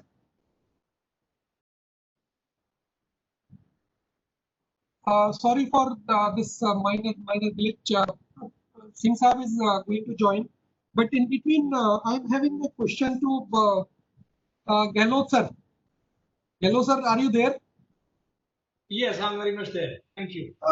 The question is how to enhance this level of preparedness for earthquake resilience. So lot of talk is going on. Many of us are aware about how to get prepared, but is it how to make it countable level of preparedness? Many people know earthquake safety norms. Construction भी अच्छा होना चाहिए, retrofitting भी कुछ लोग जानते हैं. But still we go for unauthorized colonies and we built our own type of houses and everything. So if in a brief few minutes you can talk about that. Just few minutes, sir. Yeah, you actually contradicted your own statement that saying that people know the safety, they know what is required out of them, but even then they build the same kind of houses. Yes. So this is contradictory in my opinion. Yes. I fully understand. I fully understand. I mean, this is something which has to go away. I mean, this short-term memory which people generally have is actually a problem. That we keep forgetting whatever we have learned from 2001 earthquake, Bhuj earthquake, or Pilari earthquake, or whatever events we had in the past. I mean, our eyes are not even open to what happened in 2015 Gorkha earthquake, right? I mean, it happened which happened in Nepal. So I've tried my level best to approach. For example, I mean, the most vulnerable segment, what we keep talking is the Walkumaw region in Nepal, and I have tried my best to speak to government officials and several other people. And I think it looks like everybody waits for earthquakes to happen first, because, rather than, people have not. I mean, I'm always keep citing this example of 2001 earthquake. That 2001 earthquake, so much work has been done in Gujarat after the earthquake. Now, are you waiting for the same thing to happen in Garhwal and then you will take up the work, rather than you taking it up first and then rather than waiting for the earthquake? So this is something which needs to be sort of, probably now it's time to have an enforcement of these building codes, even on public structures, even on private structures. Okay. So probably we know that there are a lot of things which go on. नक्शा कैसे पास कराना है, building कैसे बनेगी, सब चलता है culture sir. हाँ, वो सब समस्याएं हैं, लेकिन probably the enforcement is the only way out now. Okay. So you raised few very pertinent issues. You gave the example of Bhuj earthquake, and you gave the example of Gorkha earthquake, and this is in this context we have requested the OP Singh sir to check or discuss about the level of preparedness for response. And you rightly mentioned that unless you face by yourself, you are not learning lessons everyone is learning, but are we those lessons being reflected in our actions? So this is another challenge which I will request OP Singh sir to take us from here to talk about the level of preparedness for response. Sir, are you hearing me, OP Singh sir? I can hear you very clearly. Can you hear me? Yes. You are very nicely. Okay. Your voice is clear and sound. So, sir, you have to take us through that level of preparedness for response. And before I hand over the session to you, a brief introduction to those who are not familiar with the OP Singh sir. OP Singh sir is the guiding force, and he was leading as Director General of NDRF few years back, and after that he went to UP Police as the Director General. In addition to that, he has been the DG of CISF as well. So, sir is having a very illustrious career, and he's basically 1983 batch IPS officer of UP cadre, and he has been for his services and for his performance in his professional career. He has been awarded various medals, including Police Medal for Gallantry, 50th Independence Anniversary Medal, President's Police Medal for Distinguished Services, Police Medal for Meritorious Services. In addition to that, he has served in various capacities at the national government level as well as state government level. So with this brief introduction, sir, I hand over the session to you to take us through your experiences, how much we have progressed from Gujarat to this Nepal earthquake. And in addition to just the last word, sir has compiled his experiences of, he directly handled those Nepal earthquake from Government of India side, and he compiled a book on his experiences on Nepal thing. Sir, with this brief, I request you to take over and share your experiences. Thank you, Professor Amir.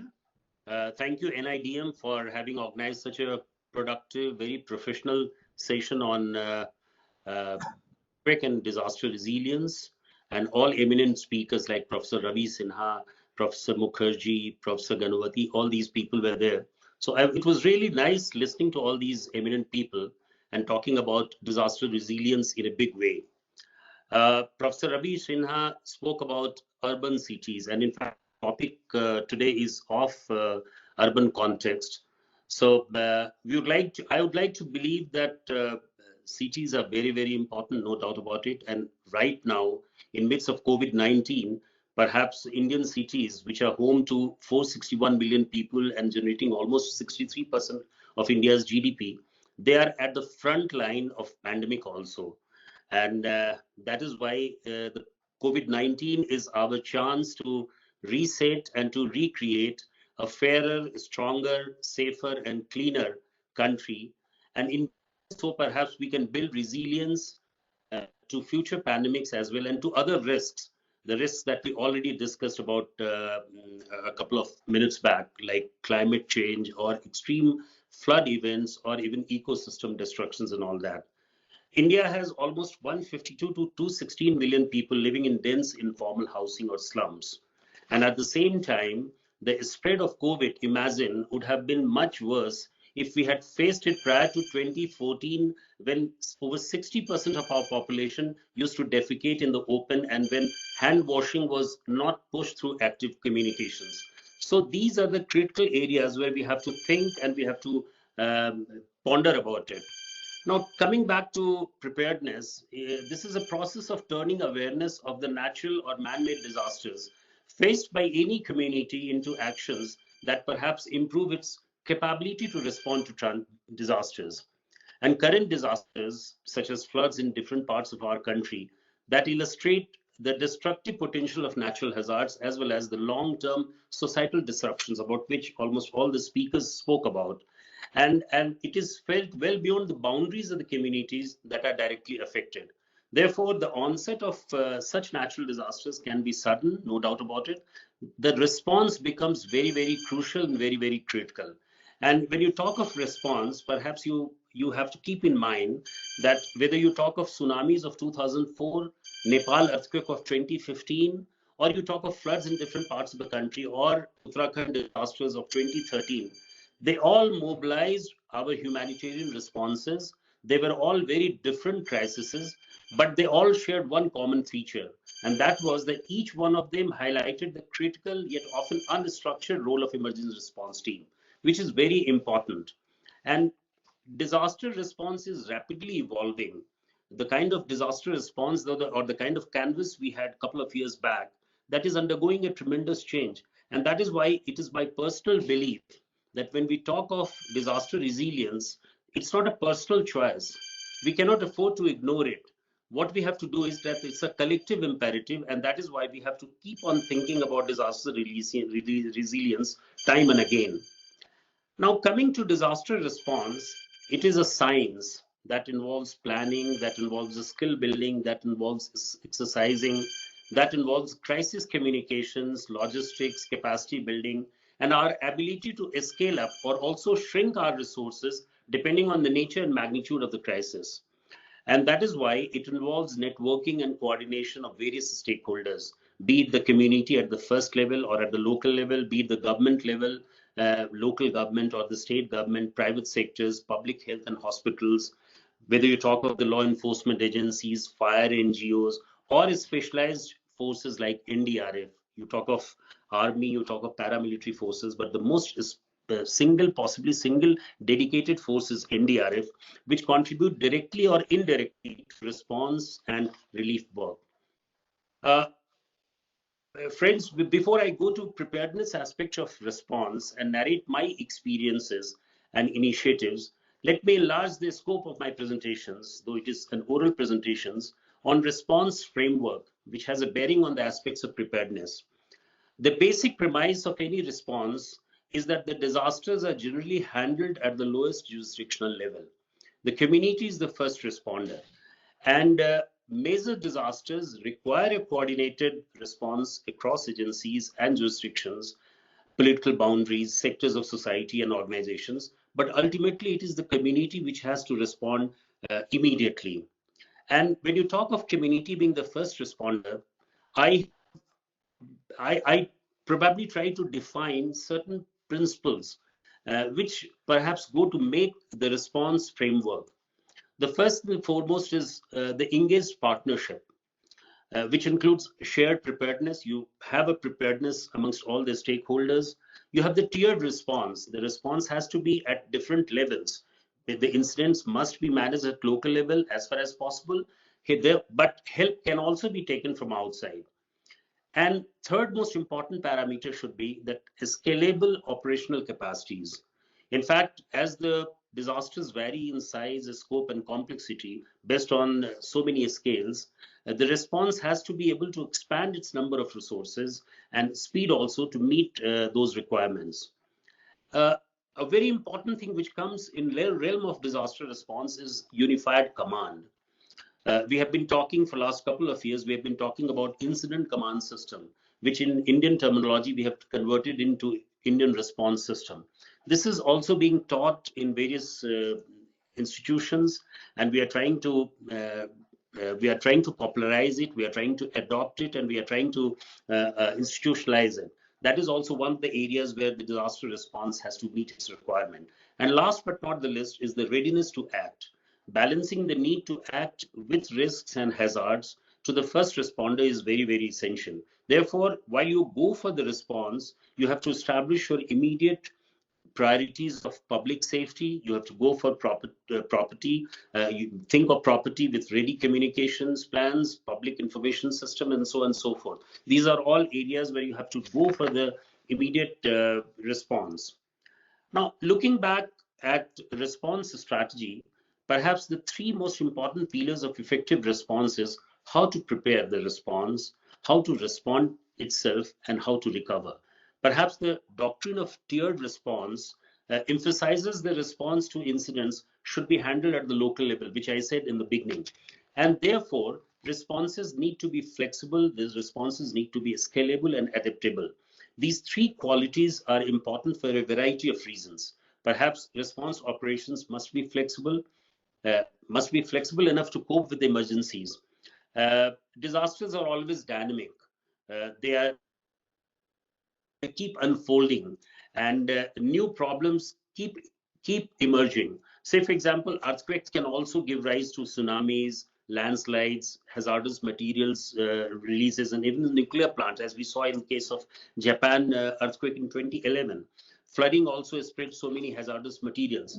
So response activities, whichever area they must address the complexities of disasters and be adaptable in the face of changing circumstances. Having said this, I would like to give my experiences as well as the initiatives from the response point of view. When I was heading NDRF, in fact, NDRF, I personally feel that NDRF is by far the best gift of National Disaster Management Authority to the nation as the most visible face of disaster management. This small organization has proved to be an orbit shifter based on the criteria of impact, uniqueness, and leverages. And a study done by IIT Delhi in 2016 probably proved it, that how in a very multi-hazardous way, in a very multidisciplinary way, the NDRF has been conducting operations in different areas of influence. Perhaps based on the experiences that I have as I used to be the chief of NDRF, and the experiences that I gathered for tackling these major and minor incidents, perhaps give me some kind of assumptions to make. The first and the foremost is that the resilient disaster response, they should be non-hierarchical. Decisions are made at the appropriate level and by those who are closest to emerging problems. While responses require coordination, no doubt about it that they require cooperation as well as coordination, they don't require so much of centralized command. And I always believe that from unity of command, as you have existing in the Indian Army or paramilitary forces or even the state police, perhaps in response activities, what we have to give in is that from unity of command, it should give rise to unity of efforts. The response to 1995 Pobe earthquake in Japan, was much, much slower than it needed to be, simply because local authorities were waiting for the prefectural governor to give orders, while the governor who was initially unreachable, and he was also waiting orders from the national government in Tokyo, and which were slow in coming. So you can imagine that the hierarchy plays so much of important role. NDRF perhaps is frequently lauded for its performances in disasters, and that is largely because of one reason, that the organization has always emphasized a principle of on-scene initiative. And I could see it myself during Nepal earthquake. Teams in charge of disaster response did not wait to be told what to do and what not to do. They in fact took actions on the basis of identified needs. So my own assumption would be that wanting a centralized structure or a command and control model of response perhaps flies in face of what the disaster researchers have been telling us, that the disasters are complex and the multifaceted. They require diverse set of expertise, and perhaps hierarchy is the enemy of rapidity as well as adaptability. So this is one area where we have to be very, very cautious about, and we have to make our own assumptions. The second most important response assumption that I felt should be is that the role of improvisation in disaster response. Because disaster impacts cannot be planned for in totality, disasters always create problems that were not envisioned in the response plans. So those who are involved in responding to disasters, they should know that they can and should improvise and adapt when the situation calls for. Improvisation is very, very important, and in case of earthquake, perhaps it gathers momentum, and it is very, very important. Organizational practices that confine responders to narrow roles and responsibilities, and want things to be done through the rule books, perhaps they discourage improvisations. In Nepal earthquake in 2015, a 16-year-old victim, she was a girl, she was trapped for about 12 hours, and she was pulled out alive by NDRF personnel, having extensive experience and diversity in terms of competency and perspective. We improvised shoring technique adopted by the NDRF teams, saved the victim when a 4-story mud and brick building collapsed in a heap of rubble at a site which was surrounded by precariously hanging buildings from 3 sides. And mind it, this was the first international operation in which a live victim was pulled out within a couple of hours when the Indian team landed there in the evening. We could pull out 11 live victims out of 16, and we were given the place of country in focus by the United Nations. So I feel that the improvisation involves retaining pre-disaster knowledge when it makes sense to do so, and at the same time you use ingenuity to tackle unexpected challenges. And this is very important point that has to be kept in mind. And improvisation can be done at various levels, not only in terms of employing the equipment or doing anything, in terms of logistics, also in terms of your planning, in terms of your administrations. So this is one area where the response has to be kept in mind in such a way. Third most important thing that I feel is that disaster response organizations should be learning organizations. Whether you talk of paramilitary forces or the Indian Army or whosoever is involved in the disaster response areas, particularly if I talk of NDRF, it should learn from the disasters it experiences, from the experiences of other communities as well as, and also from drills and exercises. This is very important because in order to be resilient, response organizations should incorporate these lessons into their procedures and practices. We had a great learning exercise when we went to J&K in 2014 when it was flooded by the urban flash flood. It was a great learning experience for NDRF in terms of communications network. We went there and we were totally devoid of any communications facility. In fact, the sat phones was also not working, and we could communicate to the owner that from where the sat phone was procured a couple of years back, but it couldn't be done. And then later on in Chennai urban flood, we could devise our own deployed antenna, quick deployed antenna, which was very, very handy for the communications network. And then you have the higher air mobility, which was very essential because you learn a lot. We did not lose time in case of Nepal earthquake, and we immediately landed within 4 to 5 hours of earthquake striking the country. And various other issues connected with logistics like boats or ABMs. We learned a lot during J&K flood, that how they can be maintained and how we should try to keep our own provisioning for these maintenance. Nepal earthquake also provided a great opportunity for all of us to learn in different way. The Nepal earthquake response was the first international exposure to NDRF in a massive way. Earlier also in 2011, we had gone to Japan, but that was a very small agent. Perhaps not more than 15 or 16 had gone there, or maybe 20. But this Nepal earthquake witnessed a huge contingent from side. We had 16 teams comprising more than 800 personnel with canine squads, and we could refine our operational standards and practices in midst of international teams. There were 34 countries and 76 teams, and in most of the areas we were second to none. But there were certain areas where we needed to learn a lot. Logistics, for example, the quality of tentes, the logo that we started writing. In fact, it was during Nepal earthquake that we started writing NDRF India, because nobody knew that whether we came from Norway or Netherlands.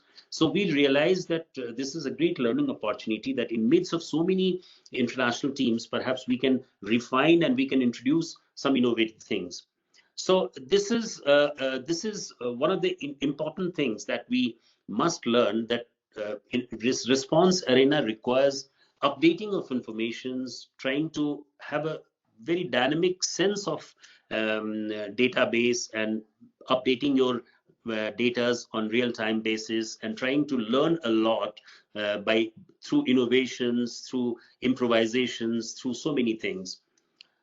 The next important thing that I would like to highlight is that the preparedness for response should be knowledge-based planning process.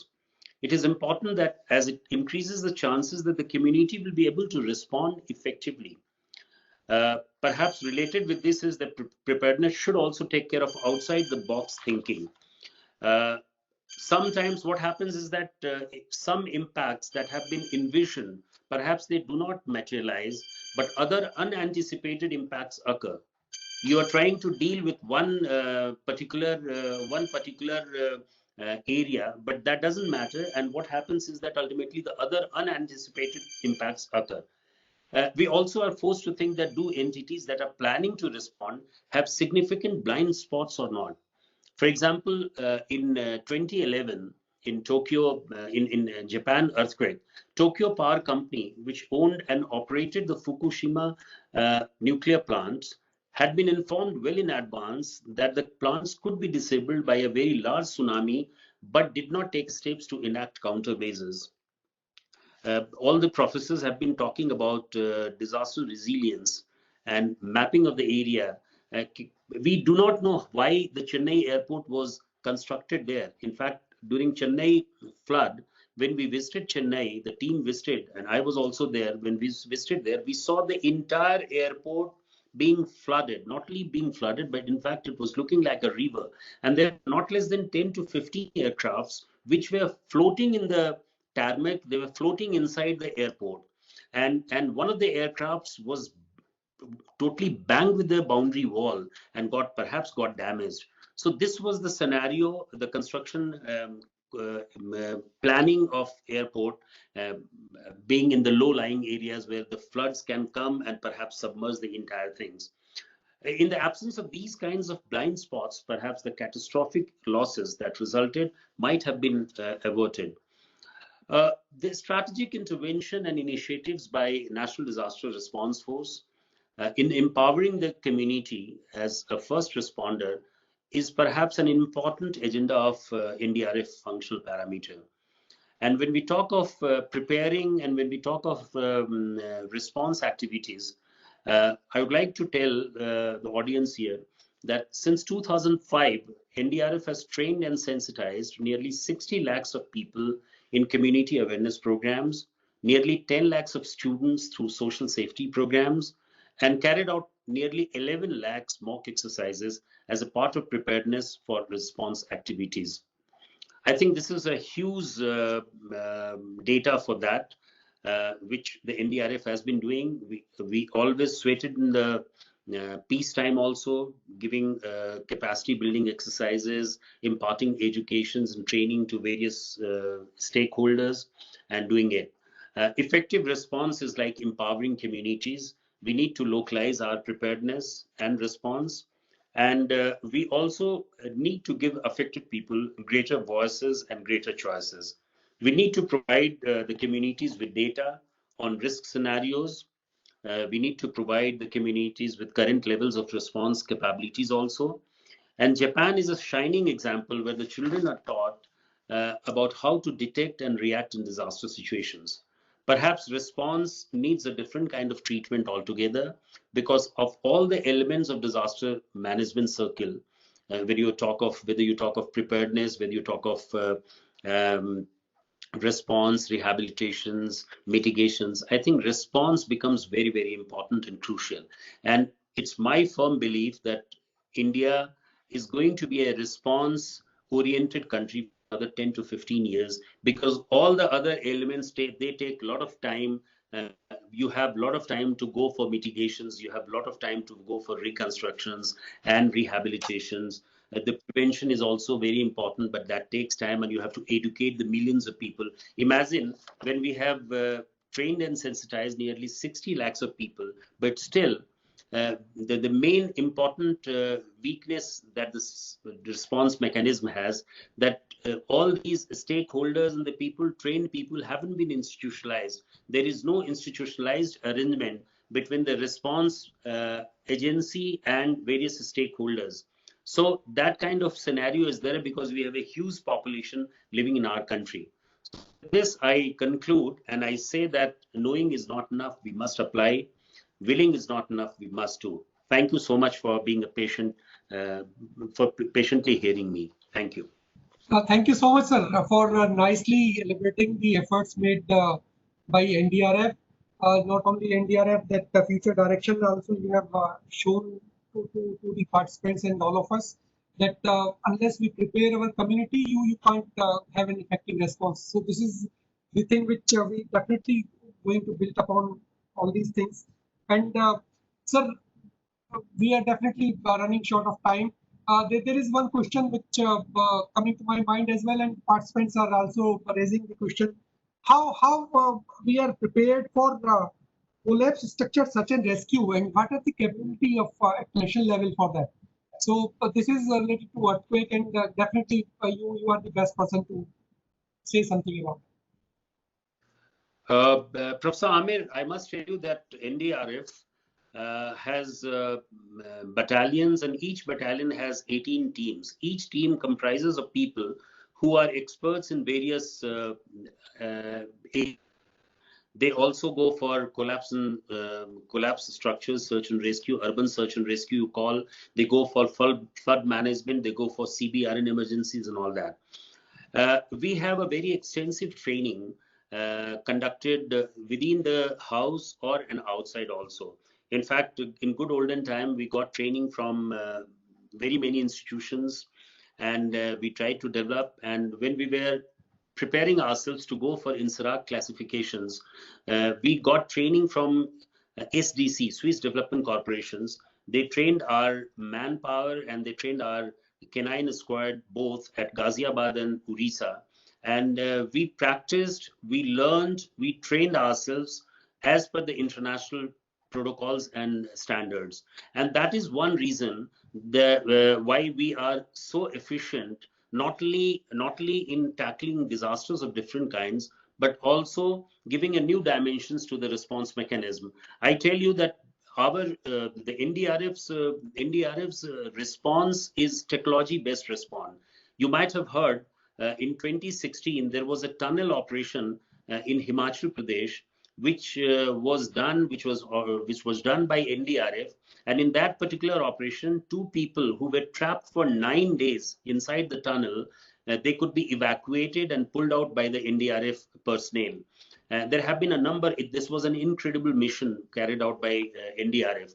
Similarly, in Nepal earthquake, not only that we could pull out 11 out of 16 live victims, but at the same time, we employed our technological equipment in a big way. We have the systems of, through ears, through nose, through eyes, all kinds of things are there through which we try to, and we have 310 state-of-the-art equipment. Some of them are meant for earthquakes, some of them are meant for flood management, some of them are meant for CBRN emergencies. And there has been a regular, uninterrupted training going on. And in fact, still today, there are 3-4 agencies which are training the NDRF personnel in a big way for collapse structures, search and rescue, as well as for other arena. So the technological response is there. In fact, when we talk of disaster resilience, we should talk of resilient disaster response also. There should be a technology-based response. There should be mission-oriented response. There should be time-bound response, and there should be familiarized terrain-based response. So if all these responses are there, combined in a very technological, professional manner, then you try to professionalize the entire response activity. And this is what the NDRF stands for, as so far as the USP of NDRF is concerned. Thank you so much, sir, for nicely elaborating the efforts made by the NDRF in various teams of response. So thank you so much. So as I told, we are definitely running out of time. So Professor Sinha, are you there? There is a question from the participants as well. Yeah, I'm there. So several participants are keen about the damage to the heritage structures and how to overcome that. So we have seen in the past that earthquakes are the major destroyer of heritage, like Bhuj earthquake and take any earthquake for say. So this is the challenge which we are facing in real time. And number one, what to do and what we are doing to safeguard. So actually, conservation of heritage is a very important matter for any country, including for India. A lot of our heritage structures were not initially built to stand the test of time. Like they were never designed and built to last for centuries and centuries, but they are, and now they are quite weak. So it becomes important to preserve them through various means. Fortunately, technological solutions are available which can take care of most of these weaknesses and which can provide the strengthening in a very aesthetic way. The challenge is that these are expensive and the technical manpower to implement them are highly limited.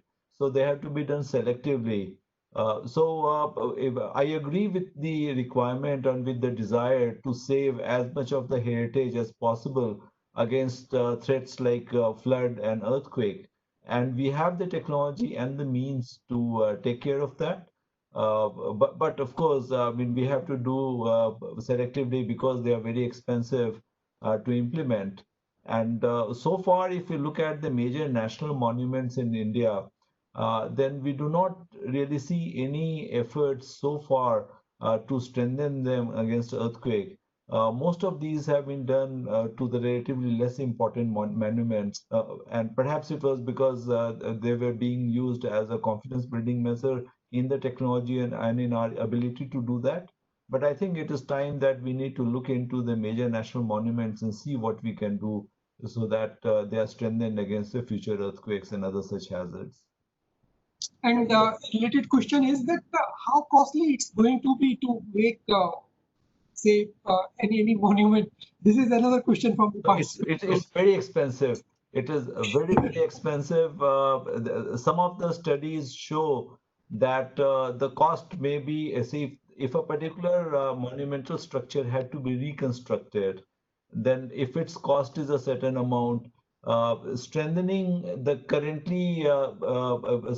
state of the monument in a way which is aesthetically and from other points of view say blending with the value of the monument, the cost may be anything between 5 to 10 times the cost of the monument itself. It is very, very expensive. And similar, another just a small question. Uh, how costly it's going to build resilience in urban context? So we are definitely having a smart city mission going on. So how our smart cities are going to be resilient cities? This is the last thought for you. So actually, I mean, that is something which we can do without much additional effort in terms of either the additional manpower or cost. Doing something like the business as usual and doing something with a smart and resilience framework overlaid, the cost difference may be at most 5 to 10% of the cost. It is not a cost issue, it is more a knowledge issue and a desire to follow that knowledge issue. Yes. So thank you so much, sir, for nicely making the concept of making the smart cities resilient as well. So thank you so much. So there are several other questions as well. So, but due to this time limitation, we have to close it as well. So, Professor Mahua, are you listening to me? Yes, Professor Amit. Yeah. Okay. So, question to you is that OP Singh sir raised that question, and this is the question which definitely over the back of my mind as well always, and participants have also raised that. So, number one, role of planning and architecture in making the cities resilient, and what are the solutions for those infrastructure facilities which has already come up, like Chennai example sir had given Chennai airport, which was just like a river at that particular time. And Yeah. this is not the only case. We had the same case repeated in Kochi airport in 2018. And if you look, same case was repeated in Bangkok floods as well.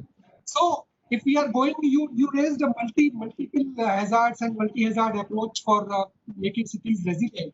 So if we are going for that, so some solutions for that, or your opinion about that. Yeah, Professor, I mean, in this particular case, I would like to say in our architecture planning and design, the very first thing we talk about the site selection. In the urban area, sites are restricted. So if the sites are restricted, in the Chennai case, as OP Jain sir was raising, OP Singh sir was raising that question, it is actually used to be a wetland. So it used to take care of many of the cities' wastewater, and it used to really maintain the water balance of the city. And what happened? Not only that airport has come up, but also the adjacent areas were converted into the habitable settlements. It's such a wrong practices. With our population, every time we talk about, oh, our population is like this. But it is not only about giving the people something minimal which is very unsafe. Rather, let us talk about urban facilities which gives them the quality of living, safe living. For that, what investment is required, that has to be done. Wetlands should be avoided as much as possible. If not, the proper engineering cost has to be added into it. And what the wetlands were doing there, that particular task needs to be dedicated to engineered or other blue infrastructure. So the infrastructure service, which is not really part of our today's urban quality or urban planning system, but actually in any other developed country, that is the way how they define the city, not with populations. In India, we do it with population. So that is the very big challenge with us. Huge population and giving them the safe facilities. So obviously, you are talking about this. I come from Uttarakhand. I can talk about this four laning. The way the four laning is happening, only what used to happen during monsoon or just after monsoon, that landslide and the road blockage, now it's a regular feature for the entire year. So are we really doing something which is risk free, or we are adding the new risk into our built environment? So the vulnerability in this built environment That is something where the DPR plays a very important role. Not that piecemeal, lowest cost bid. Go for the quality, pay premium for quality. Because population is there. If you cannot avoid those type of sites where the exposure is very high, then you have to go for something else. Good engineering, which exists in our country very well. And I fully agree with, again, Professor Sinha and O.P. Singh sir, that response is also having a very important part into the preparedness. That practices are very important because people also should have certain participation. Then only this response force. Now the SDRFs are working, not only NDRFs. NDRF is much more experts trained, but SDRFs are there. They have to be trained. They also should get some good help from the community and other experts. BIM, make use of them in the urban areas. People should know where the facilities lies, where to intervene, where to stop, so that the entire city doesn't get affected. Only the pockets can be closed. So there are technologies. We have to really make use of them. We have to bring it in our planning. We discuss a lot, but implementation-wise, we don't get that much opportunity, I can say, from the architects and planners side. We are having that expertise. So thank you so much for nice explanation of the issues. So ultimately, what I can conclude is that as Gehlot Sahab was asking that I'm asking a contradictory thing in the first question which I asked him. So this is going to be, as you rightly mentioned, that people are aware, people want to contribute as well, but due to certain things, people are not able to come out with those solutions. So we have to debate again on all these issues, that why we are failing in implementing all those things which are already in our knowledge of domain of our knowledge. So yes, please go ahead. Just briefly, just only one thing I would like to say. In our entire process, economy and finance, that gets importance. That attitude has to be changed. Quality, that target has to be different. And for that, not only the smart cities, but also our GPDP, the Gram Panchayat Development Program or plan. That is such a wonderful tool, but we just use it for the fiscal planning. But finance is not the first thing or the last thing in development. So GPDP can have a very important component of this spatial planning, where the community comes in and they can actually be a very strong partner in your resilience mission of the settlement. So thank you so much, Professor Ramova, for nicely elaborating everything. So O.P. Singh sir, this is the last request to you to just give your concluding remark as brief as possible, sir. We had been discussing about disaster resilience. It's a wonderful concept, and coupled with this is the smart city program. All the disasters, they have to be thought of. The planning has to be done at the local level, at the state level, at the national level. Of all the elements of disaster management, be it the preparedness or mitigation or response or rehabilitations, the things that have to be kept in mind is that the planning has to be at the grassroots level, and the people should be made aware of everything. After all, unless you are aware of institutions, unless you are aware of the plans, perhaps you cannot succeed.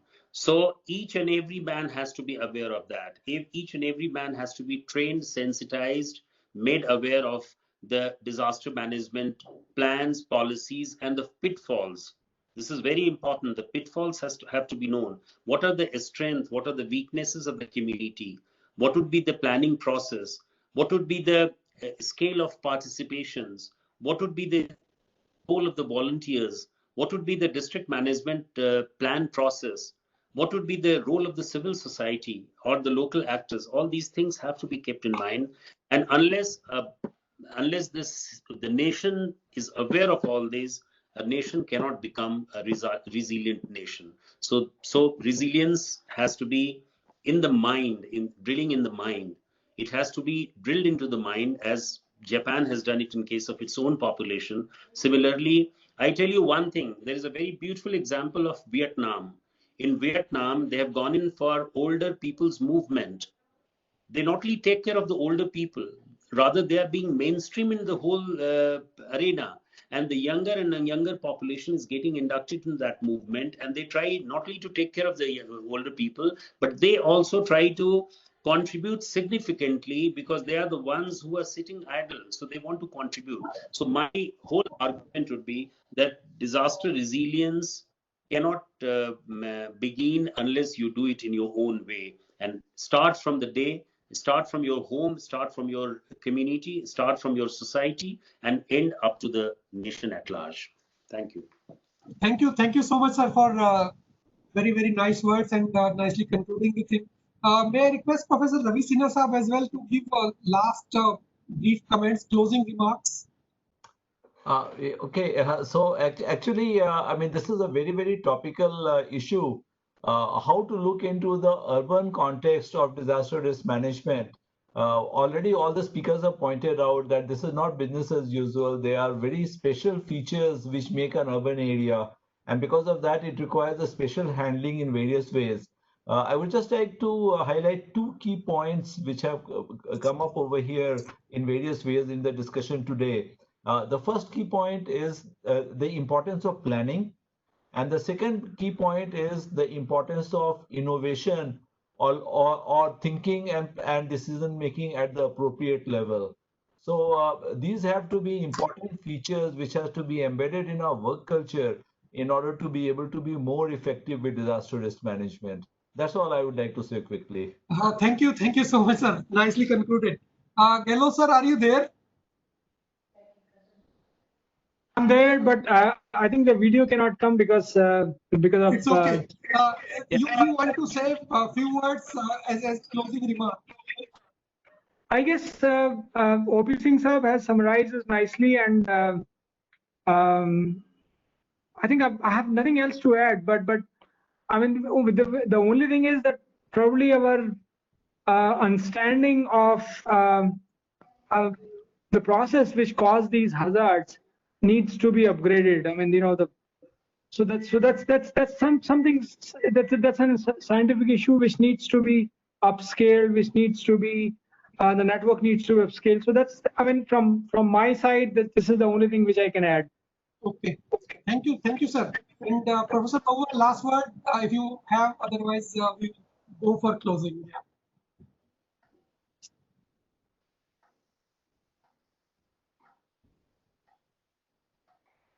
Professor Mahua, no, you are not audible. Yeah, I think very rightly pointed out, young people and the old people, that connect and the innovative ideas. Okay. But don't forget the community, because what community can bring, that is unparalleled, because they know their terrain best. That is so. Thank you so much, Professor Mahua, and the entire panel of eminent speakers. So this is the opportunity to just to thank the panelists. OP Singh sir, thank you so much for kindly agreeing and giving the proper perspective of not only the response but how to build the resilience. Professor Ravi Sinha is always a constant source of inspiration. So thank you so much, sir, for giving your perspective about building the resilience in urban context, as well as summarizing the thing. Professor Mahua, you are always a good friend, and it's always a pleasure to work with you. So nicely summarized, nicely giving everything. Your presentation was appreciated by participants, and your intervention was very good about that planning perspective and all these things. Gello sir, thank you so much for kindly agreeing and giving your perspective about Delhi earthquake. So thank you for all the panelists. In addition to the panelists, I would take this opportunity to thank the NIDM team, including our executive director, who has been kind enough to encourage us for taking up these issues like this urban resilience. And thank you, sir, for gracious to be present in the inaugural part as well and give your perspective about the urban resilience, giving those examples from Delhi and other cities. So thank you, sir. And in addition to other NIDM team members, especially Yogita, who is coordinating everything behind the scene. And thank you so much, Yogita, for nicely conducting the program. And you are one of the force behind the successful completion of this course. So since very beginning, you are helping this team and the entire NIDM team, including technical support, administrative support, and all of us. Thank you so much. I take this opportunity to thank all participants whoever are present this far. So thank you all the participants, all the best, my team at NIDM, Peterson, and all of us. Thank you so much. It's wonderful participation from all of us. Thank you so much, sir. Thank you very much. Thank you. Thanks a lot. We are just going to close the meeting. Yogita, you may close the meeting. Thank you so much. Thanks.